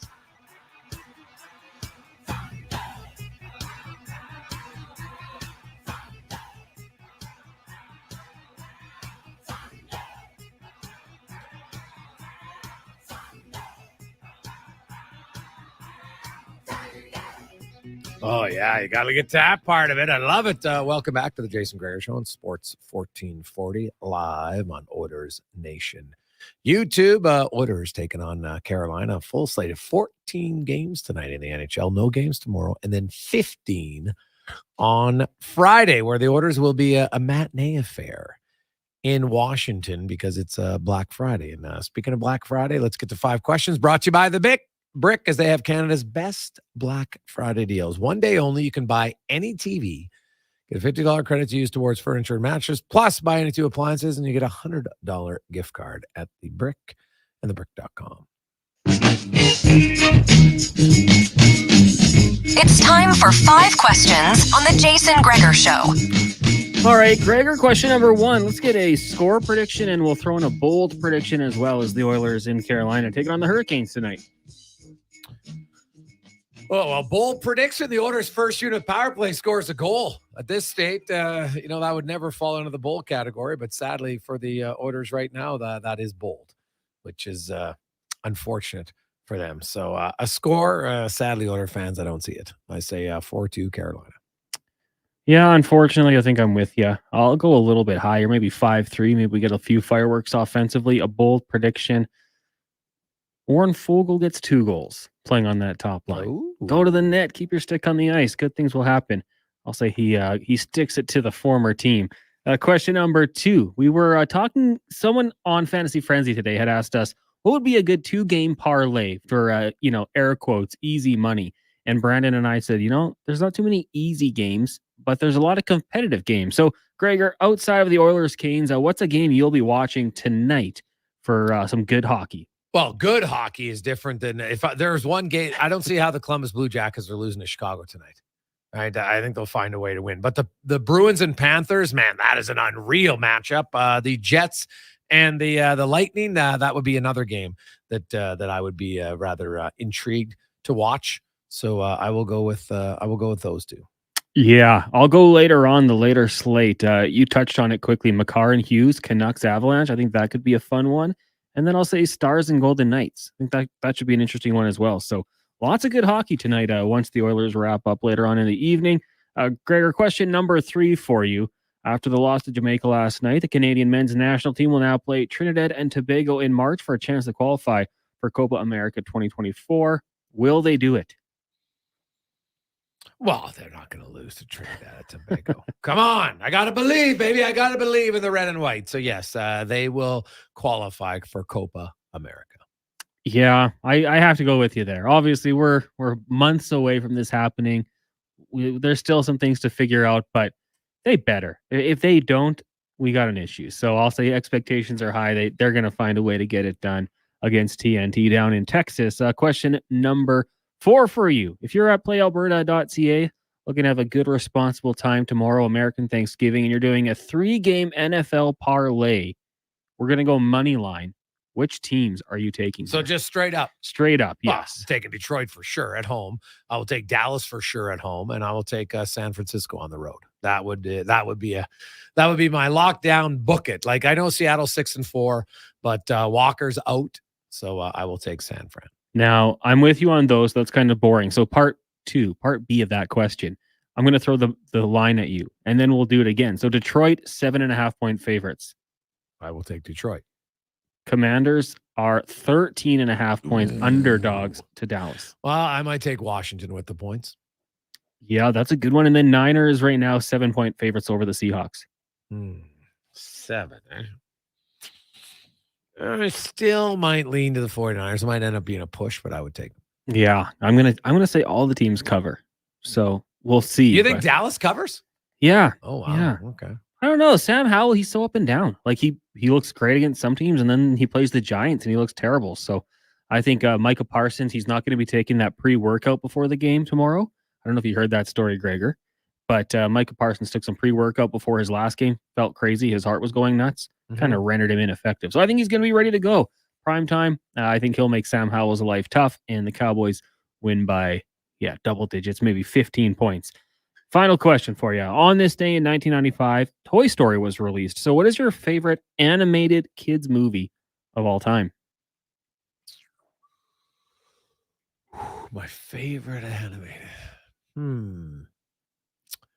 Well, it's funny. I've watched lots of them because of my son lately, and I joke some animated films. I'm like, I think it's more for the parents than it is for the kids. I love it. So I'm really torn because I love the final 30 minutes of Sing. Like I like a lot of it. The middle is annoying, but then when they do the concert, man, that's unbelievable. I love that. So I'm going to say Sing, but also Lightning McQueen, Cars. My God, I loved it. So those two for sure. Now, if I'm going back to when I was younger, I would say The Lion King. God, like, are you kidding me? That was gut-wrenching. He loses his dad. No! Like, whew. Little tear to my eye just thinking about it. Yeah. But when Simba comes back, though, pretty, you get goosebumps with the. But still, Mufasa, that was a tough one, man. Big time, big time. For me, I kind of like all the ones you said. We watched Sing in the movie watch a couple of years ago, last year, and I still to this day, I'll throw that on all the time for my niece and nephews. Maybe the second one as well. If you've got Lion King, I will take Aladdin. Oh, yeah. I liked the remake, the live action as well, but the cartoon is a classic. So I'll go with Aladdin. Yes, no, that's good. I like it better too. It's a good call. It's a real good call. Hey, guys, just remember, Washington just lost to Strutty's Giants. It's true. Yeah, that's probably a valid point as to why Dallas might absolutely pump them. But then I'm kind of thinking, well, maybe that motivates them not to get embarrassed. But yeah, Dallas at home. Don't they kind of usually dominate at home on Thursdays? Maybe that's just my memory playing tricks on me, but I'd have to look at what their record is on Thanksgiving Day Thursdays. Could you find it? I can tell you that the Chargers beat the Cowboys about 5 years ago. Okay, that's one game. That's one game, but it stands out. I got to scroll back here. Stands out. Keenan Allen went absolutely crazy. Sorry, they caught balls that game. That was a different time for the Chargers. Time. Different time in their history. Okay, we got the all-time. Do you have the all-time Thanksgiving Day Cowboys? They played a lot. They don't have their individual record. So last year they beat the Giants. Yeah. The year before they lost to the Raiders. They beat, the Commanders, or the Washington football team at the time, stomped them 41-16 a couple of years ago. Wow. So look, my memory is wrong. Lost to the Bills, beat Washington, lost to the Chargers, lost to beat Washington. So yeah, kind of almost 50-50 in the last decade. Well, there you go. So maybe my gut instinct on Washington was correct. We'll see. But I think Detroit, I know the Packers just put up some points, but remember, they played the worst pass defense in the league. Like, I know it's your Chargers, Con. Sorry, but I it's the remember. truth. And I think Detroit absolutely runs roughshod, which doesn't happen because for years Detroit wasn't very good and they always had the early game. And you're like, God, watching Detroit, I'm getting spanked. I think Detroit spanks Green Bay tomorrow in the opening game for sure. I will take them all day. A couple of years ago, I had to tell me I'm wrong, saying we should get Detroit out of that opening game, and now I'm backpedaling. They're fun to watch. Yeah, you got to stick with but eventually you knew it was going to turn. It only was like 2 decades and then they were good. But they did have Megatron, they had Barry Sanders, so they had some exciting guys. They just, the teams weren't very good for the longest time. When we come back, is Motown Bone good? Like, really? We'll talk to a guy who watches them every game. He'll give us the legit rundown. I see a lot of people, and sometimes you can convince yourself, oh, look at this. Look at his goals saved above expected, blah, blah, blah. How many actual saves is he making? Motown Bo good? Is he worth it? Jake Allen? What do you think? We'll find out next. Tony Marinaro will give us the scoop on the goaltending in Montreal. And also, I know I've seen people being texting me. I know somebody must be talking about it online about, if the Oilers acquire Carey Price. Okay, remember this. If you acquire Carey Price and you're already in LTIR, it does no benefit. So the only way to get Carey Price on your regular roster is you'd have to clear out $10.5 million so you can put him on the roster and then put him on LTIR. Otherwise, it doesn't work. So keep that in mind. Gregor, just some news here. Darnell Nurse took a puck to the face during warmups. Looks like it might have ricocheted off the crossbar. So he went straight down the tunnel with a trainer. That might be playing with a full bubble, is what you're saying. I mean, he's a tough guy. I don't think he's going to miss it, but it looks like it caught him right between the eyes. Oh, wow. Jeez. And he doesn't wear a helmet in warm-up, so. Nope. Well, there you go. So, yowzers.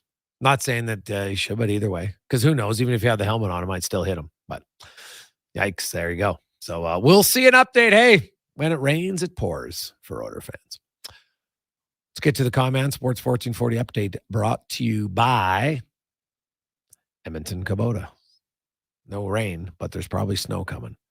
And you don't want to wait and then be like, oh my God, there's a big dump and I don't have anything to clean it with. Well, they have all the snow removal gear that you need and the best accessories. Relieve the stress of snow removal with EdmontonKubota.com.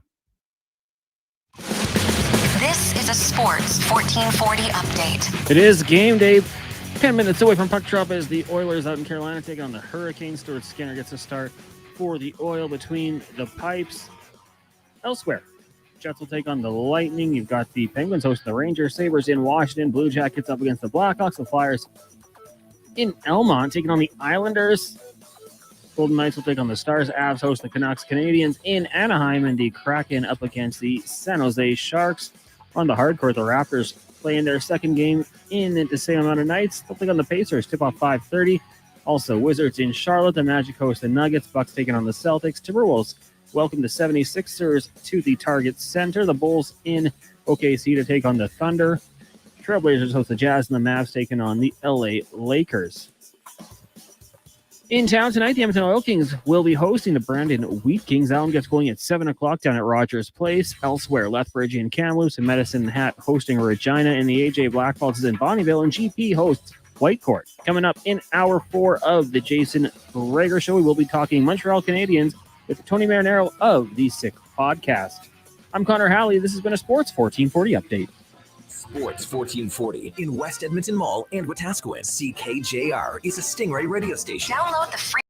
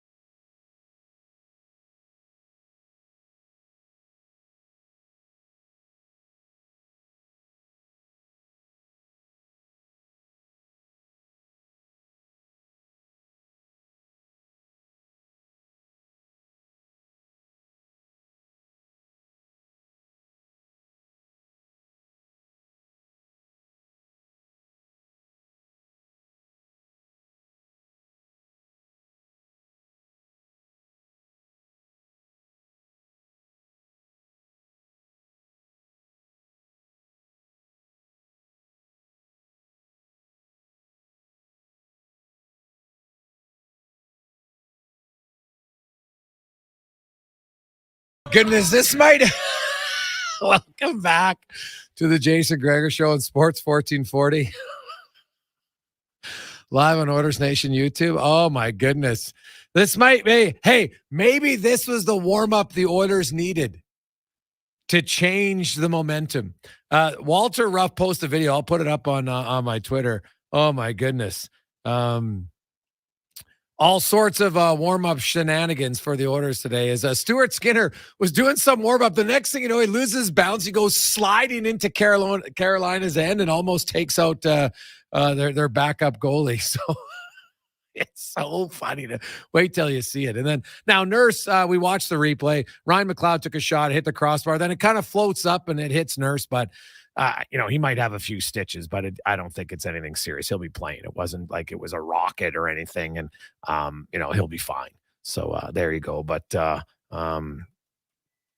crazy in warm up today for the Oilers. So there you go. It is the Jason Gregor Show on Sports 1440, presented by PlayAlberta.ca, Alberta's only regulated online gambling website, where tonight not only can you play the games, there's 14 NHL games. Also, Lotto 649, $40 million up for grabs. Get your lucky numbers. Maybe you should, maybe 25. Go the opposite. Do the Costanza. Nurse was unlucky in warm-up. Maybe you'll be lucky on your ticket. Just think about it. Go with 47, the opposite of Skinner. Try it. Can't hurt, can it? Now, let's get to our big guest of the day, brought to you by the Spruce Grove Saints. They're back in AJHL action this Friday night at the Grant Fuhr Arena. Get your tickets at sprucegrovesaints.ca as they take on Calgary. As we are joined, the host of the Sick Podcast, Tony Marinaro, longtime reporter for the Montreal Canadiens, joins us. Tony, my man, how you doing? Good evening. How are you? I'm good. I am much better than the Oilers' defensive structure. I'll say, well, I don't even know if it's structure, defensive commitment. So the question is, the Oilers need a goalie. That's obvious. Everybody's looking for a goalie. They're like, okay, they got Jake Allen. They got Montembeault. Tony, I like having you on because you're not going to BS me. Is Montembeault, is he a goalie the team should be looking at? It all depends. You want to win the cup? Well, I think they want to make the playoffs. He can help, for sure. He can help. So here's the deal. The first time I saw the Canadiens picked up Montembeault off waivers from Florida, and I saw him play his first couple of games with the Canadiens, and I'm no goalie expert, obviously. I said, this guy's not an NHL goalie. He proved me wrong. So last year, he was better than Jake Allen. You would have thought he would have won the number one job. This year, he comes into camp. His camp is not conclusive. It's 2 notches below what it was a year ago. It almost seemed like a player who probably took things for granted. Allen came in very, very hungry, wanted to redeem himself, did. And Jake Allen started the first game for the Canadiens this season, which usually goes to the starting goaltender. Started some important games after that. Allen started strong. Then at one point, over the last couple of weeks here, he's dropped the ball a little bit. Montembeault has picked it up and ran with it a little bit. But at the same time, the Canadiens are a team that struggle. It's tough for goalies to look good in this system, the way it's tough for goalies to look good in the Edmonton system. This is not Ken Hitchcock and the Columbus Blue Jackets, and you got Pascal Leclerc and you got Marc Denis, and you're insulating your goaltenders and you're padding their stats and you're giving up 21 shots per game, only 4 high danger scoring chances. This is very open hockey, offensive concepts. They hardly spend any time working on defensive concepts. They don't have the best defense in the world. They don't have the best roster in the world. They're decimated with injuries. Half of the defense core is out right now. Kirby Dach at the forward position's out for the rest of the season. It's hard for a goalie to look good in this system. So the goalies have struggled as of late. Yeah, well, no question. So you look at Montreal, Tony, they're obviously, in a retooling phase. There's no question about that. Everybody always talks about, anytime I find it kind of comical. It's like, they want every French Canadian prospect. That's who Montreal is magically going to want. I'm like, well, they don't draft them all because they draft who they think is good. And if he happens to be French Canadian, great. But like Xavier Bourgault, Raphael Lavoie, those are names people in Edmonton always use. If Montreal's looking to trade, and you're not going to get a massive high end prospect for Jake Allen at this point. At least I wouldn't think so. Do they want young prospects like that, or would they prefer draft picks that they can choose the players they want? Yeah. Well, this is what the Canadians want. They want anything that will accelerate the rebuild and that will be worth it. So if they can get a prospect who's been in the system for a couple of years and can come in and crack the Canadians lineup right away or even next year, well, the way they look at it is that's better than a draft pick who probably won't end up playing with the big team until 3 or 4 years from now. So they're looking for a prospect who can probably jump in the next year. That's what they're looking for. Now, at the same time, they're not, they got 3 goalies here. Mm-hmm. They're not just going to give them away either. I mean, it's got to be worth their while at the same time. Now, Jake Allen has a contract of $3.85 million this year and next year. Mm-hmm. It'll probably scare a couple of teams off. Right. Caden Primo's unproven. And Samuel Montembeault is USA at the end of the year. Right. I don't think he's going to come very expensive. But the fact that you're buying some UFA years, the fact that you're not allowing him to go to unrestricted free agency, the fact that, he's a guy from here, the importance the Canadians put on that. If they can have guys from here, why not? It happens at a time when they don't have a lot of guys from the province of Quebec. They got David Savard, they got Raphael Harvey-Pinard, and they got Michael Matheson. I can't think of any others right now off the top of my head. So you would think that Montembeault is agent. They know that. You would think they ask for a little bit more, but at the same time, Montembeault, it's been a very small sample size. The Canadians are not going to break the bank on a goalie that they themselves are not sure of. Yeah. Yeah, it's totally fair. Tony Marinaro joined us. So when you talk to goalie guys, Tony, when they look at Montembeault, like the NHL is littered with goalies who 25, 26, 27, all of a sudden it's like, the mental aspect of their game kicks in and they're able to handle the pressure of goaltending. And we see a lot like the Marc-Andre Fleury's and Carey Prices are very rare. Guys who come in at young and play very well. So is he a late guy or is he more of a tweener that's maybe like a really good backup or like, what do they say are his strengths as a goalie? Yeah, look, he's a guy that, you play half a season, he'll challenge the other guy. The other guy will challenge him. And, you'll have a good duo that'll battle night in and night out. If you're looking for a guy who's going to come in and be that guy who's going to shoulder the workload of 57 games a year and the backup is going to play 25 and you want him to play the 57, it's not going to happen. At the same time, I have to tell you this too. I mean, I've watched some Edmonton Oilers games. Do I think Montembeault is an upgrade on what the Oilers have in goal? Yes. But the Oilers really don't play good hockey. And if they don't change the way they play, he's not going to look good there either. Yes, 100%. I would agree wholeheartedly. You can't lead the NHL in chances off the rush. They're 31st in slot chances surrendered. The goaltenders, it's easy to blame them. And the goalies could play better for sure. But if the team defense in front of them is as leaky as they will be, you bring Carey Price in here and he's not going to look great. That's just the reality of the Canadians. Jason, the Canadians a week ago, give or take about a week ago, they lost the game to Vegas in Montreal. I think it was by a score of 6-5. I think the shots were something like 42 or 44 to 22 for Vegas. Vegas had 19 shots from high danger areas. Yeah. 19! And that's the kind of team Edmonton is, and that's the way they play too. So, giving up that amount of shots, those amount of scoring chances from where they give them up, you're going to need Dominic Hasek to look good. Montembeault is not going to cut it. No. So the thing that has to be done in Edmonton, it's not too many goalies. Do you think that Ullmark and Swayman would put up the stats that they put up if Jim Montgomery doesn't have the team playing the way they play? No way. No chance. So they would go to Edmonton, and you think that they would be the same as they are in Boston? No way. No. Now, would they be terrible? No, because they're good goalies, but they would be average. I'm willing to bet they would be average. Yeah, I would agree with you wholeheartedly. So when I look at Montreal, and I've done lots of studies on rebuilds, Tony. I think if you're fully committed to a rebuild, it's looking at 8 years. My concern with Montreal is I'm watching from afar. I'm like, I said from day one, I pounded the table, stop rushing players. I hate it. It's stupid. They did it with Kotkaniemi, and it didn't work out. He's finally starting to find some ground there. Oh, shocking, as he's 22, which are like a lot of Euros, especially Finns are. And then they did the exact same thing with Slafkovsky with a different management group. Like, why? That would be my question. Like, why did they do it? So I don't disagree with you, but at the same time, the fact that they rushed Kotkaniemi today, did it hurt him? Today, no. He's a player, a decent player would be. Yeah. So I mean, it's going to take, unless you're Sidney Crosby or Connor McDavid or Nathan McKinnon, unless you're a phenom, it's going to take you 4 years in the National Hockey League before you start looking very, very comfortable and at your best.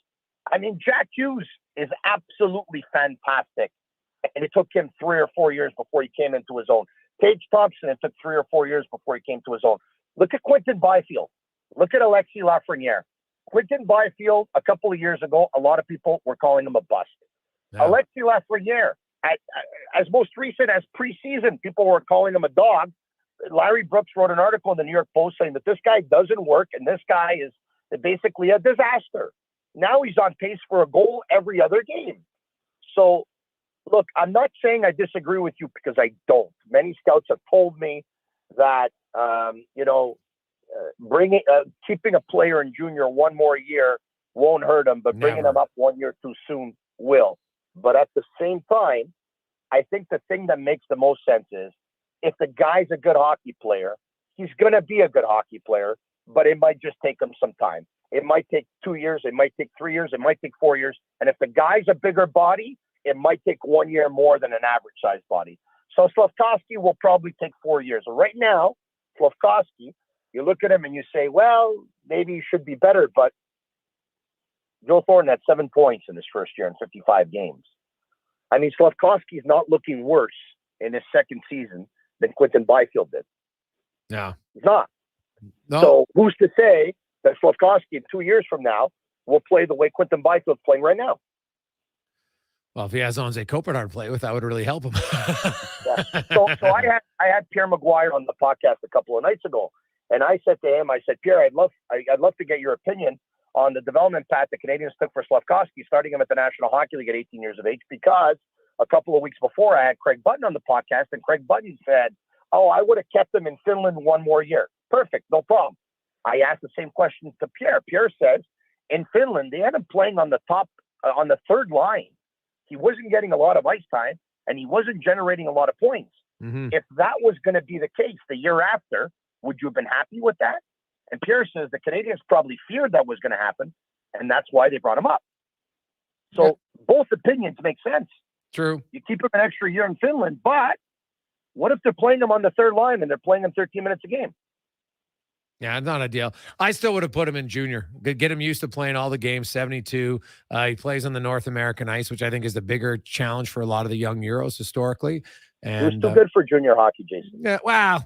Is he, though? I've seen lots of really good guys go to junior and dominate at 18, man. Like, I don't think it's the end of the world to have a guy like Leon Draisaitl, because he's a late birthday, would have played in junior at the exact same age as Slafkovsky. Taylor Hall. So once again, don't disagree. It's a matter of opinion. This is the beauty of sport.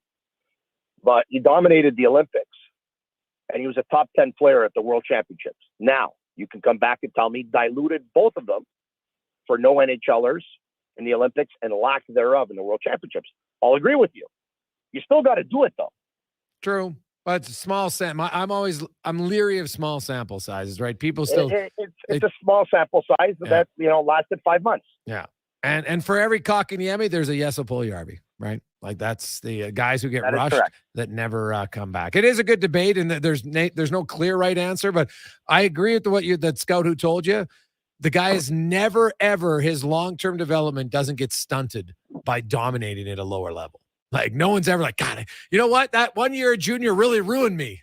That's the one thing we know. There's lots of guys who get ruined by being rushed. I don't know if there's ever anybody who got ruined by not. How about the Habs themselves? You talked about this defensive system, how they're playing, they're giving up way too much. How much of that is coaching, or is how much just simply they don't have enough talent to do it? have a lot of talent? No, they don't have a lot of talent. At the same time, in regards to their coaching, Marty St. Louis doesn't have a lot of experience either, right? Marty St. Louis is a guy who is learning on the fly, like his team is. That's like his players are, right? I mean, and a lot of people in Montreal say, hey, you know what? It would be good if Marty St. Louis would have an experienced coach next to him. But at the same time, are the Canadians where they want to be? Are they a competitive team? They don't need an experienced coach right now. Like an experienced coach right now would make the Canadians gain points in the standings, which would be counterproductive. They're in a rebuild. So to answer your question, I'm rambling off a little bit here, but it's not a very talented team. It's a team that has some talented players, but it's not a very talented team. It's not a very deep team. They finished fifth last year. The year before that. Yeah, no, that's fair. So I was just, I always wonder if it's, what, if no coach, every coach I've ever talked to will tell you, man, coach is only as good as his players. If you don't have good players, like Marty St. Louis could be Scotty Bowman. And if you look at the talent, instead of being 28th, they'd be 25th. You know what I mean? Like he's not suddenly going to take a 28th team in talent and make them a playoff team. There's no coach that does it. So we'll see. Who is the number one or two guys that you think Montreal is going to trade before the deadline? Anyone who's at the end of a contract. So the first guys that come to mind are Monahan and Pearson. Yeah. Hey, Sean Monahan, they could get a lot for him. That's a steal of a deal, and the guy's playing great. Well, he's not playing as good in the last. Well, they just lost 4 straight games, right? So the last 4 straight games, he's got one of the worst. I think he's got the 4th worst plus minus in the league at -10. But at the same time, he's the best face-off man on the team. He's used in all situations. He's used on the penalty kill. He's used on the power play. They use him about 18 minutes per game. He's a very, very reliable player. He's a good player. The last couple of years, he's lacked a little bit of luck when it comes to health. If he could be healthy, yeah, you would think he could probably fetch you a first-round pick. Before his injury last year, 17 points in 25 games. Yeah. Awesome stuff, Tony. Love talking to you, my man. Keep it up. Appreciate it. Take care, bud. All the best to you. That is Tony Marinaro from the Sick Podcast. So you heard about Montembeault. Is he better than what Edmonton has? Maybe. If you think he's really going to take anywhere, probably not. And I love what he said. If they don't improve the system in front of him and the lack of and lower the quality chances, it ain't going to matter who the goalie is. And that's 100. We've been saying that on the show, so it's always good for people from the outside to say the same thing. Can goaltending improve? Yes, that's one small part, no question.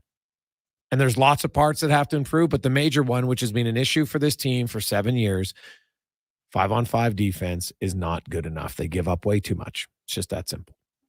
Quick break. When we come back, an inspiring interview on the Jason Gregor Show on Sports 1440 live on Oilers Nation YouTube. I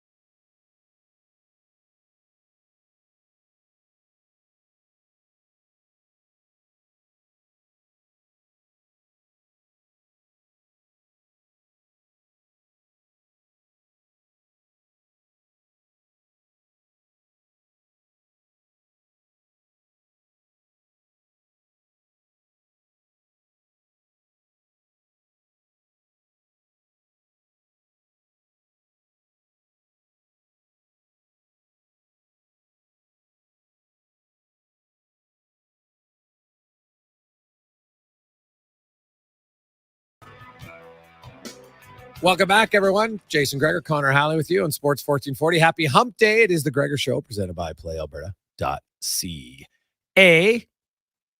And let's get now to our special guest today, brought to you by Action Electrical. Family-run business over 50 years now. They celebrated their 50th year this last summer. They do all sorts of electrical stuff, including electrical preventative maintenance for commercial buildings.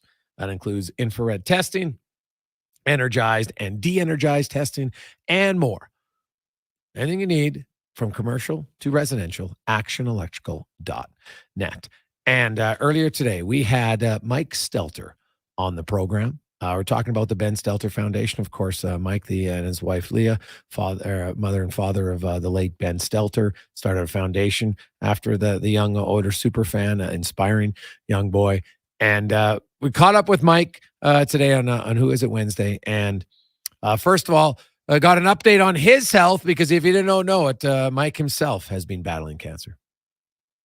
Yeah, I'm feeling better. I got to ring the bell yesterday. I've been in the United States for the last 9 weeks, doing 8 weeks of radiation treatment. It's a type of treatment that Canada is the only major country that doesn't have it. So it's been a long go. Been a little bit tough, but I was pretty pumped to ring the bell and sort of close this chapter on my life. And what's the cancer that you had? It was called, it was a type of rare tumor that was on my spine called sarcoma. Okay. And so right now, today, what was the diagnosis when you rang the bell? When I rang the bell, that's what they could do. Treatment's done. So now we'll just follow up with scans every 3 to 6 months. Every 3 to 6 months. Okay. So any idea why Canada doesn't do this form of radiation? No. I'm not sure why it hasn't come here yet. We are working with the Ben Stelter Foundation to try to bring it here. So hopefully within the next few years, that's something that we can have. Edmonton could be a world leader in it, which would be really cool to put us on the map for another thing. But it seems mind-boggling, because I'm not the only one that needs it. It can be used for a lot of different type of brain tumors as well. And there are a lot of families from Canada and even within Alberta that travel to the United States just for this treatment. Well, Mike, I'm guessing, I don't know how well-versed or educated you were in cancer a few years ago, but I'm guessing you might be an expert right now, unfortunately, because of Ben and yourself. And you can see, how difficult it is for people who go through cancer. And the thing that always amazed me was the strength of you and your lovely wife, Leah, and your whole entire family, and Ben, and it really inspired a lot of people. How has it been for your family? Obviously I know it's difficult, but since Ben was it harder in a sense because everybody knew about it, right? And maybe you could never get away from it, if that maybe is fair or not. But how is it kind of dealing with the after effects now after Ben's passing? It's been tough. We've obviously been able to use it for a bit of a positive as well with the Ben Stelter Foundation. Without everybody knowing what Ben had gone through and everything like that, we wouldn't have had that momentum to start up the foundation. So it's been really tough, but it's also tough sort of, I don't know. There's so many pros and cons with it. There's a lot of nice things as well, where there's a lot of families that don't have a lot of people coming up to them if they've lost a loved one or a child, or people thinking about them. So there's hard parts with it, but we're so grateful for the support from the community. It's been unbelievable. And everybody deals with grief differently, Mike. And I know for me, when I lost my father, which is obviously no comparison to losing a son, but I lost my father relatively young. And for me, I like talking about it. It was better. Some people didn't want to talk about it. Is it nice when people ask you about Ben, you get to talk, or was it one where you're just like, you know what, I'm better not talking about it? You know what? I think so many people are scared to bring up his name or bring up his name around us type thing. We're never going to forget that we lost him and that he passed away. Yeah. We love it when someone will bring up his name or tell us a favorite memory of him. It's special to us and helps keep us going. Mike Stelter joins us today on Who Is It Wednesday. He rang the bell yesterday after 9 weeks of radiation treatment. Were you in Philadelphia? Is that correct? Yeah, Philadelphia. In Philly. So when's the plan? When are you coming home? Tomorrow. All right. So when the apartment all packed up, my wife Leah is here to help me get that all done, and bright and early we'll be at the airport tomorrow with some Thanksgiving holiday travels. Oh, gee. Oh, man. Hopefully it's not planes, trains, and automobiles for you, Mike. It is one of the greatest movies, but I don't think you want to live it in real life by any stretch of the imagination. And then, of course, next Tuesday is a big game at the Oilers taking on Vegas. And can you kind of maybe let us in a little bit on what's planned there for Hockey Fights the Cancer game and how the Ben Stelter Foundation is going to be a big part of it? Yes, the Ben Stelter Foundation has been part of the 50-50 going on right now. There's a few different beneficiaries. The Ben Stelter Foundation was the first one. And then I believe Alberta Cancer Foundation is stepping in, and then Movember as well, all on part of this mega 50-50. So there's been some awesome early bird prizes, and that jackpot's still growing up. I know it's over 600,000 now, and it's going to get pretty huge by the end. So get your tickets if you haven't already. And then at the game, I know that there's going to be some Hockey Fights Cancer mittens being sold with proceeds going to the Kids with Cancer Society, which is really cool. I just want to point out our text line is heating up with people saying Mike is far from a letdown. So just want you to know that. The listeners, a lot of them saying you're a hero and an inspiration, how your family has dealt with this in a public way. And it really puts a face to cancer. I think that's what was so important is, a lot of times we know about bad things, but when you see it, it really puts a face. And that's what Ben, I think, represented to a lot of people. I remember the first time I kind of got tipped off that Ben was going to be the Scotiabank player. And, people had told me he was going to, and I didn't know Ben's story at the time. I just had one of your good buddies had text my show in that afternoon. And I said, well, hey, fans, Ben's going to be out there. So make sure that, everybody cheers him on. And it really just, it took off like wildfire. Can you kind of take us back to how it was originally for you? And, maybe I'm assuming it was a surprise. It just the momentum it built and how much of a beacon of hope Ben became for so many Oilers fans. It was unbelievable. And my wife Lee and I still talk about it all the time, just how crazy it was and how it took off and how we don't even really know how it took off. But that night we thought he was just going to be the skater and that was it. He was so pumped for it. We were pumped for him, and just the standing ovation he got from the crowd was overwhelming to us. And for him, it was just cool. I think he was like, yeah, that's what happens. You're one of the guys who are out on the ice. That's the way it goes. And then one of the big things we remember after is he was in the dressing room and Hyman came up and he's like, hey buddy, you want to go do a presser with me? And he's like, okay. And he just took off with Hyman. He didn't like check in with us or anything. He just grabbed his hand and they walked off together. And just to see him up there was so cool. He just gave his honest answers about the game and who his favorite players were. And our phones were just blowing up like crazy that night. And then it was the next morning we really noticed when we put on some of the sports shows just to see if he could see himself on TV. And it was just on like everything, all over Sportsnet or TSN, whichever channel we seemed to have it on. And that next day, my wife and I, we felt like we were hungover.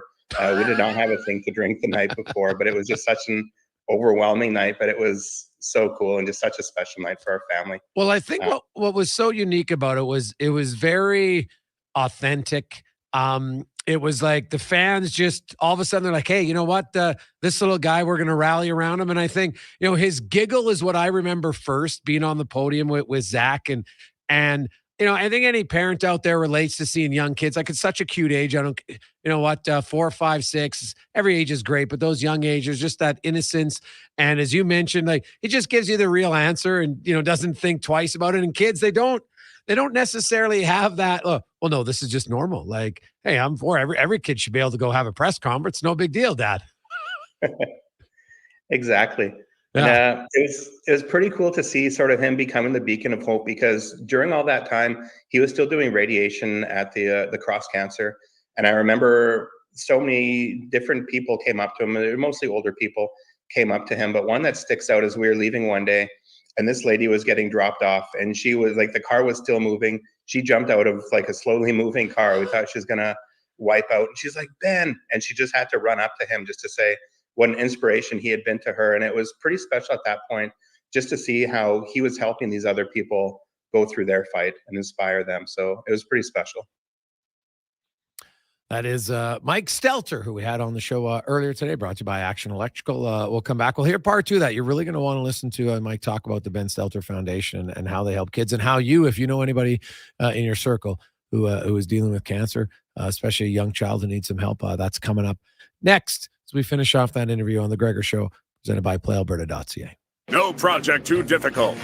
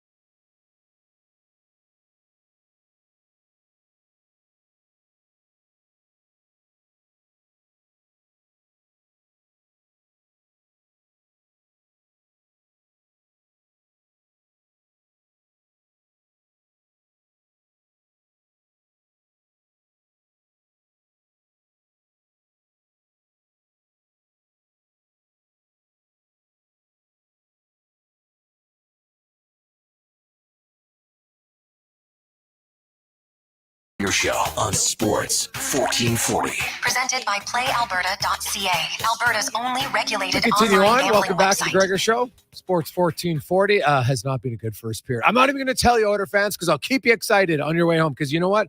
Listen to Mike Stelter, because that'll make you feel much better. Here's part 2 of that conversation with Mike, and just talking about where the funds go for the Ben Stelter Foundation and who they help.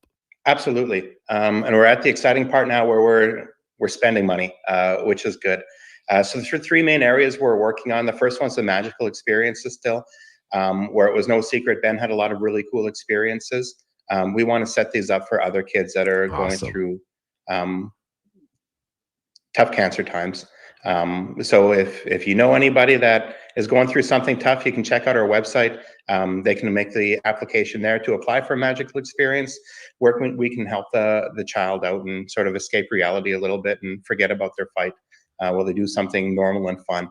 The next one is medical equipment, where we've just launched a new program within the Stollery Children's Hospital, where there's a lot of medical equipment that surprisingly isn't covered by AH&S or private benefits. Okay. One example we've used before is Ben needed a walker near the end just to help him get around a little bit. It was a specialty walker. It was between $3,000 and $4,000, which seemed crazy anyways. We had pretty good benefits, and our benefits said that they could offer $40 towards it, which was a slap in the face, basically. 40? Wow. 40. Like Wow. it's wild. Yeah. So we want to take that financial burden away from the families where they don't have to worry about that. Mom and dad probably aren't working anyways, where you don't have money just to shell out for things you shouldn't have to. So we've already been buying some different medical equipment for families, which has been really cool. And one of the other ones is research, where we want to find better treatments and hopefully a cure one day, where we have a very cool researcher that moved from Ontario to start working with us and the University of Alberta as well. So we've been funding some research as well for a liquid biopsy project that she's working on, which is really cool, where they can check on how treatment's going and also do a diagnosis based on fluids in the body. So they could be looking at spinal fluid or even blood samples as well, rather than having to do something so intrusive as a brain surgery, just to get into something to see exactly what the diagnosis is. So there's some really cool stuff that we're working on. We have big plans to keep going bigger and bigger. But so far it's started out really well, and it's exciting, like I said, to start spending the money to start making a difference now. Well, I love it, because unfortunately you and Leah have a lot of experience on exactly the challenges that families will go through when they have a young child dealing with cancer. And I think for a lot of people, you wouldn't know until you go through it. And then when you go through it, you see, well, geez, we got to improve this. We have to improve that. And so your expertise now is really going to be able to help out others, which I think is amazing. So, even when, in Ben's, in honor and passing, he's still able to help out a lot of people, and which I think is utterly amazing. And, you think of those experiences that you're going to be able to get to give to kids, right? Like, sometimes it could be something simple, right? Obviously trips to Disneyland are wonderful, but, sometimes a simple thing for certain kids, if they're, they get a tour of the Elks room or the Oilers room, something like that just makes them, I don't think people really understand how big that can be. Absolutely. I completely agree. And you hit the nail on the head there. It doesn't have to be something huge. There was a little girl from out of town. It was her dream to stay at a theme room at West Edmonton Mall. Okay. So we set up an awesome week for her, where for some people that wouldn't be it, but for her, that was the coolest thing. And it was awesome. So it's cool to be able to make it come true for the child, not necessarily the parents so much. Yeah. But it's pretty special. Well, I think as the parent, because that's the other factor. I think, you mentioned earlier how some people are scared to mention Ben's name around you. And it's almost like, well, we're never going to forget about him. Like, don't be scared. And I know that, I don't know why some people act that way, and I don't think they mean it in any sort of negative way. They just don't understand that, hey, it's good to talk about it. And for a lot of parents, it's hard to really find someone that you can relate to, because there's so few people that go through it. And if you don't necessarily know anyone, you and Leah can even be sounding boards, I think, for those parents, just to have like a conversation that those people might be a little bit more comfortable having, because they know that you've gone through it. Absolutely. And that's sort of what we feel like we're supposed to be doing right now. So everything that we're doing feels right, but to be able to help build those connections for the families it's huge. Because while we are going through everything, we didn't have that a whole lot, where we had other families that were going through something similar. And I guess in a way we are sort of pulling ourselves back from maybe some families where they've lost a child already, where we weren't expecting that with Ben. We were hoping for a miracle, and that's what we were expecting, but it's wild. So to be there for other families like that is huge. Mike, how are your two daughters doing? Sometimes maybe we forget about how challenging it can be for a sibling, especially when you're young and, your oldest daughter, a teenager, and man, teenagers in the best of times, that's a tough age, and never mention when you have, to lose your younger brother. How are they doing throughout all this? They're doing all right. They have their tough times with it too, obviously. Teenage years are tough, as we all know. We've all gone through it. But different things that our oldest daughter Dylan's doing is pretty special, where she'll bring some of the things with the foundation to the school and talk about Ben and try to help raise money with different events at the school. Nice. Which is pretty cool. We're a close family. We talk about him all the time. Yeah. Obviously. And then his younger sister, Emmy, she's 5. She's in kindergarten this year. She talks about him all day, every day, just about what he would like, or different things we used to do, and jokes and stuff like that, where a lot of people think she's too young, she wouldn't get it, but she gets it more than most people do. It's pretty cool. I couldn't imagine. I used to do, I did my show many years where we did at the Stollery, and, I met so many families who went through some things that, man, you wouldn't wish on your worst enemies. Very, very similar stories to the Stelters and what you had to deal with in Ben. And there is one story this many years later still stuck out to me, how it was his Dan was his name, and his lovely wife was Carol, and Carol was the one telling me the story. And she talked about how for him, he just when their son was very sick, and he'd been very sick really from birth, it hadn't been great, but he lived till he was 6. And the one thing that he had as a father-son bonding moment was they used to sit on the couch, and his son would lay on his chest, and they would watch the game. Right. Half the time his son would be sleeping, but it was just that comfort. Any parent, when you have your child sleep on your chest, it's his thing. And then she talked about how he couldn't enjoy the games anymore. He didn't like watching them. Is it hard for you because the Oilers were such a part of a connection with Ben, or does being around the Oilers remind you of Ben? How does it work for you? Reminds us of Ben. It was tough going back to Rogers Place the first time without him last year, obviously. But we know Ben would be mad if we weren't around them. He loved the Oilers a ton, obviously. And I think the other big thing that helps it be almost comforting in a way is realizing everything they did for Ben, it wasn't for show. It wasn't anything like that. These guys were his buddies, his friends. And just the way some people will come up to us and talk to us about Ben, or what they miss about Ben, or just make us feel like family still, has been really nice. Where it would crush you as a parent if you ever thought something was just for show or anything like that. So they've been so good to us, and that's made it easier and easier to be around. Mike Stelter joins us, of course, father of Ben Stelter. They have the Ben Stelter Foundation. Next Tuesday is a big game for the Oilers on the ice, but just as big of a game off the ice as it's Hockey Fights Cancer Night. The 50-50 is all going towards the Ben Stelter Foundation. Mike had outlined they have so many cool things to do, something just as simple as creating experiences for young kids. And Mike talked about the one great example, a girl just spent a week. I'm here at West Edmonton Mall at the Fantasyland Hotel. God, I'm an adult. I like in those theme rooms, man. That could be loads of fun. And you and Leah, you guys really are, you're involved heavily in a lot of the decision making. Mike, how do you find the time? You just went through 9 weeks of cancer treatment yourself. How do you find the time to do all this? I don't know. It feels like a lot going on right now, just with everything, processing, still going, everything, and dealing with the loss of Ben, going through our own treatment and everything like that. Luckily, everything's been able to be done remotely. And then we've had so much help from Ashif Mauji and the Mauji family. They've been huge with setting up the Ben Stelter Foundation as well. And he's been a huge pillar to lean on, where he's been taking on a lot of the load to help with everything as well. But just his knowledge and expertise with setting up a foundation has been really, really good for us. We got a lot of texters wondering, do you have any insight on what can change to get the Oilers back on track?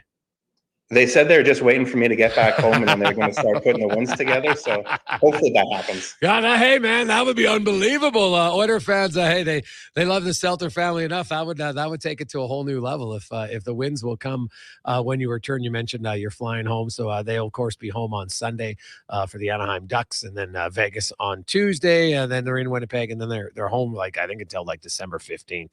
Or something like that.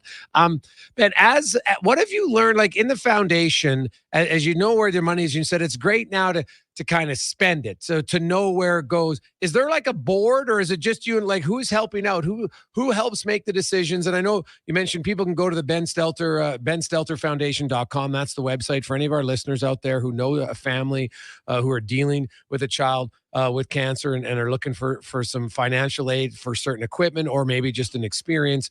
But how do you kind of decide on who gets to make the decisions on that? Is it a board, or is it the Stelters? How does that work?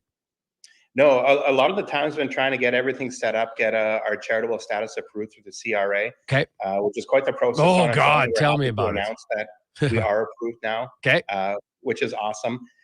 We are working on setting up our board as well. So it's not just Leah and I. We have a few people on the board already, and we're still expanding. But we have people from different lawyers within the city, and also a doctor within the Stollery as well, is someone that's sitting on the board. So we get different angles looking at things. Like you said before, you think that Lee and myself have a good perspective on where families could use the help, and I agree with that. But it's nice to get different perspectives from outside as well, from someone such as a doctor at the hospital, who's also dealing with these families on a regular basis, or could direct us a little bit more in the research direction is huge too. So we're building out big in the proper way, which is good. When you look long term, where would you like the Ben Stelter Foundation to be in 5 years? In 5 years, we'd like it to be national, across Canada as well, where there's a lot of kids and a lot of families that need help. It doesn't necessarily have to be just in Edmonton, or we're helping families throughout Alberta as well right now, but to continue to grow out that way. We have an envision that we'd love it and be honored if it could ever be anywhere like the Terry Fox Foundation, where that one is obviously massive, but it's something that's spread across throughout Canada, where they're making a difference in a big way, and we want to make a difference in a big way to all Canadians as well. I think that's massive. That was Mike Stelter, of course, father of Ben Stelter, and very inspiring. Great to have him on the show. Great to hear that he rang the bell yesterday. That was amazing timing for this interview. It wasn't the plan, but utterly amazing for him. So that's fantastic. Thanks to Connor Halley lining that up, and all of our guests today. If you missed any of them, go to jasongregor.com. The individual interviews are there. All the podcasts available on Apple or Spotify or wherever you get your podcast. Have yourself a great night. Try to enjoy the Oiler game, and we'll break that down and more. We'll be live at the Brew House, the Ice House, tomorrow. Come see us on Thanksgiving Day, Thursday, a triple header of football games. We'll have some stuff. I'll buy you a beer, so stop in and say hi. Here, let's get to the Con Man and Sports 1440 update, brought to you by Legacy Heating and Cooling, home with no payments, no interest for 1 year on your furnace. It's legacyheating.ca. Good night.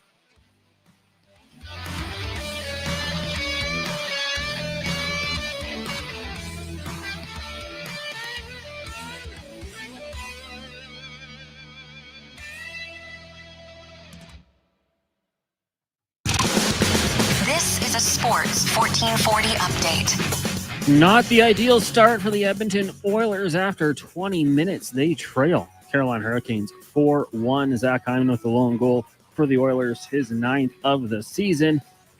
A lot of other games going on right now. After 20 minutes, Red Wings up on the Devils 3-0. The Jets lead the Lightning 2-1. Panthers trail the Bruins 1-0. It's scoreless between the Penguins and the Rangers. Sabres on top of the Capitals 2-1. Blue Jackets lead the Blackhawks 3-1. And midway through the first, the Islanders have a 1-0 lead over the Flyers. Islanders lead with his third of the season in that one. Later tonight, the Preds will host the Flames. Blues take on the Coyotes. Stars welcome the Vegas Golden Knights to town. The Canucks take on the Avs. Ducks host the Canadiens. And the Sharks taking on the Seattle Kraken.